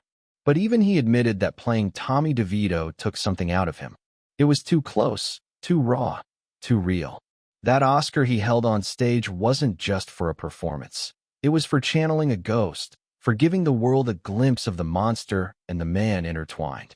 But what of the real Tommy's family? What of the wife and children left behind, who lived not with applause, but with absence? For them, the movie must have been unbearable. To see the world celebrate the memory of a man who had caused so much pain, and to know that his own body had never been returned, must have felt like living in a nightmare that never ended. And yet, even in that discomfort, there's a truth that cannot be denied. Without Goodfellas, Tommy DeSimone would have been a footnote, a name buried in FBI files, a ghost known only to the underworld. Instead, he became a symbol, a cultural touchstone, a character who taught audiences what real danger looks like when wrapped in charm and humor. He became unforgettable. That's the paradox of pop culture. It doesn't just reflect reality. It reshapes it, repackages it, and feeds it back to us in a way we can consume. Tommy's violence became a story. His madness became a performance. His death became an enigma that audiences could debate long after the credits rolled. And in that transformation, he achieved what so many in the Mafia world crave, a kind of immortality. But what does immortality mean when it's built on fear, blood, and silence? That question lingers long after the applause fades. Because behind the Oscar, behind the quotes, behind the scenes replayed again and again, lies a man who vanished without a trace, whose family never saw his body, whose name became a cautionary tale. Pop culture gave him life, but it also gave him something he never earned: glamour. The truth is harsher. The real Tommy wasn't a star. He wasn't a character. He was a killer, reckless and unstable, who met a violent end because he couldn't follow the rules. And yet, thanks to Joe Pesci, he will live forever as one of cinema's greatest characters. That contradiction is the final twist in his story, the last laugh of a man who once terrified everyone around him. And maybe that's the most chilling thing of all. Because when the lights come up, when the credits roll, when the audience walks out of the theater quoting lines and laughing at jokes, the real story still waits in the shadows. A man who disappeared, a family who grieved, a mafia code enforced in silence. That's where the truth lives, just beyond the glow of Hollywood's lights. So the question remains, When we remember Tommy today, are we remembering the man or the myth? The killer or the character? The ghost or the legend? The line is blurred forever. And maybe that's exactly how the Mafia would have wanted it. Because in the end, silence was their power. And even in pop culture, the silence of what really happened to Tommy DeSimone still echoes louder than any applause. Chapter 27. The Ghost of Tommy D. It begins with silence. Not the silence of a sleeping city, nor the silence of snowfall on dark streets, but a silence that feels like a locked door. A silence heavy with absence. On January 14th, 1979, Tommy DeSimone walked into that silence and never came out. No body was found. No funeral was held. No one in his family was given answers. And yet his shadow lingers, thick as smoke. The story of Tommy is one of contradictions. He was a young man who craved respect, who wanted the ultimate badge of honor in the Mafia world, to be a made man. To cross that threshold meant everything: protection, power, the weight of tradition behind your name. But he also carried a temper like a lit fuse, burning fast and uncontrollably. In the Mafia, rules are what hold chaos at bay. Tommy's problem was simple. His violence was louder than his loyalty. From the beginning, he seemed destined for both glory and disaster. Born into the life, he wore ambition like a second skin. To his friends, he was loyal, funny, magnetic. To his enemies, he was unpredictable, terrifying, and quick to settle scores. It said that people were never sure which version of Tommy they would meet, the charmer or the killer. That uncertainty became his trademark. But uncertainty is not admired in the world he lived in. It is feared, and in a world built on rules, fear without control is dangerous. Tommy broke the code more than once, but the murder of a made man, Billy Batts, was the wound that never healed. No matter how much time passed, that single act branded him with a death sentence. The Mafia's code is not just a set of guidelines. It is the spine of their world. To break it is to become expendable. And so Tommy's ambition turned inward, eating away at him. He thought the Lufthansa heist, the connections, the loyalty to Jimmy Burke and Henry Hill would be enough to tip the scales back in his favor. He thought his record as a loyal soldier would erase the sins of his temper. He thought he could outrun the rules. He was wrong. The end came cloaked as opportunity. To be made, that was the dream. But it was also the bait. Like a moth drawn to a flame, Tommy couldn't resist it. When he walked out the door that winter day, he believed he was finally stepping into the light he'd chased his whole life. Instead, he walked into the shadows. What followed has never been revealed. There are theories, whispers, fragments of stories. Some say he was shot in the back of the head, quick and clean, like so many Mafia executions. Others say it was slower, punishment for the chaos he caused, a lesson written in blood. Whoever gave the order, whether it was John Gotti's crew or the Gambinos avenging Bats, one thing is certain: Tommy DeSimone never walked back out. And that's where the ghost begins. Because the Mafia didn't just kill him, they erased him. To vanish is worse than to die. A body, a grave, even a name in the paper gives closure. To disappear into thin air leaves only questions, and questions are like wounds that never heal. His wife was left with silence. His children were left with stories. His friends were left with paranoia. The FBI searched. Informants whispered. But nothing solid ever surfaced. The absence itself became the message. It told everyone in the underworld what happens when rules are broken, when tempers outrun discipline, when ambition blinds reason. Tommy became the warning. The silence around him spoke louder than his laughter ever had. But silence cannot erase memory. Stories about Tommy lingered in bars, in prisons, in whispered conversations over cigarettes and drinks. They spoke of his charm, his unpredictability, the way he could make you laugh one moment and terrify you the next. They spoke of the violence he carried like a second language, casual and brutal. And they spoke of his ambition, a hunger so sharp it blinded him to the dangers around him. In the end, Tommy DeSimone was not remembered as a powerful boss or a respected made man. He was remembered as a ghost who wanted power but didn't know how to hold it. A ghost who thought fear could replace respect. A ghost who disappeared because he forgot that in the Mafia, rules are not suggestions. They are the oxygen that keeps the world alive. And yet, even in death, or in disappearance, Tommy managed to carve his name into history, not through his own actions, but through what came after. Through Henry Hill's testimony, through Martin Scorsese's Goodfellas, through Joe Pesci's unforgettable performance. The world remembers the ghost of Tommy D not because of what he achieved, but because of the story of how he vanished. That is the cruel irony of his life. In the end, he got what he wanted, immortality, but not the kind he dreamed of. Not the respect of his peers, not the protection of the Mafia, not the throne of a made man. Instead, he lives on in stories told by others, in films that turned him into legend, in whispers about the rules he broke and the price he paid. His immortality is built not on respect, but on caution, not on honor, but on fear. What remains today is the shadow of a man who wanted to be larger than life, but instead became larger in death. The Mafia world moves on, families change, crews rise and fall. But Tommy's ghost remains, a reminder that no one is untouchable, that ambition without control is suicide, and that the code is stronger than any one man's hunger. So the question lingers, what was Tommy's legacy? Was it his violence? His ambition? His disappearance? Or is his legacy simply the silence he left behind? A silence that still rattles louder than gunfire in the story of organized crime? The truth is, the ghost of Tommy D cannot be pinned down. He is part myth, part memory, part nightmare. To some, he was a friend.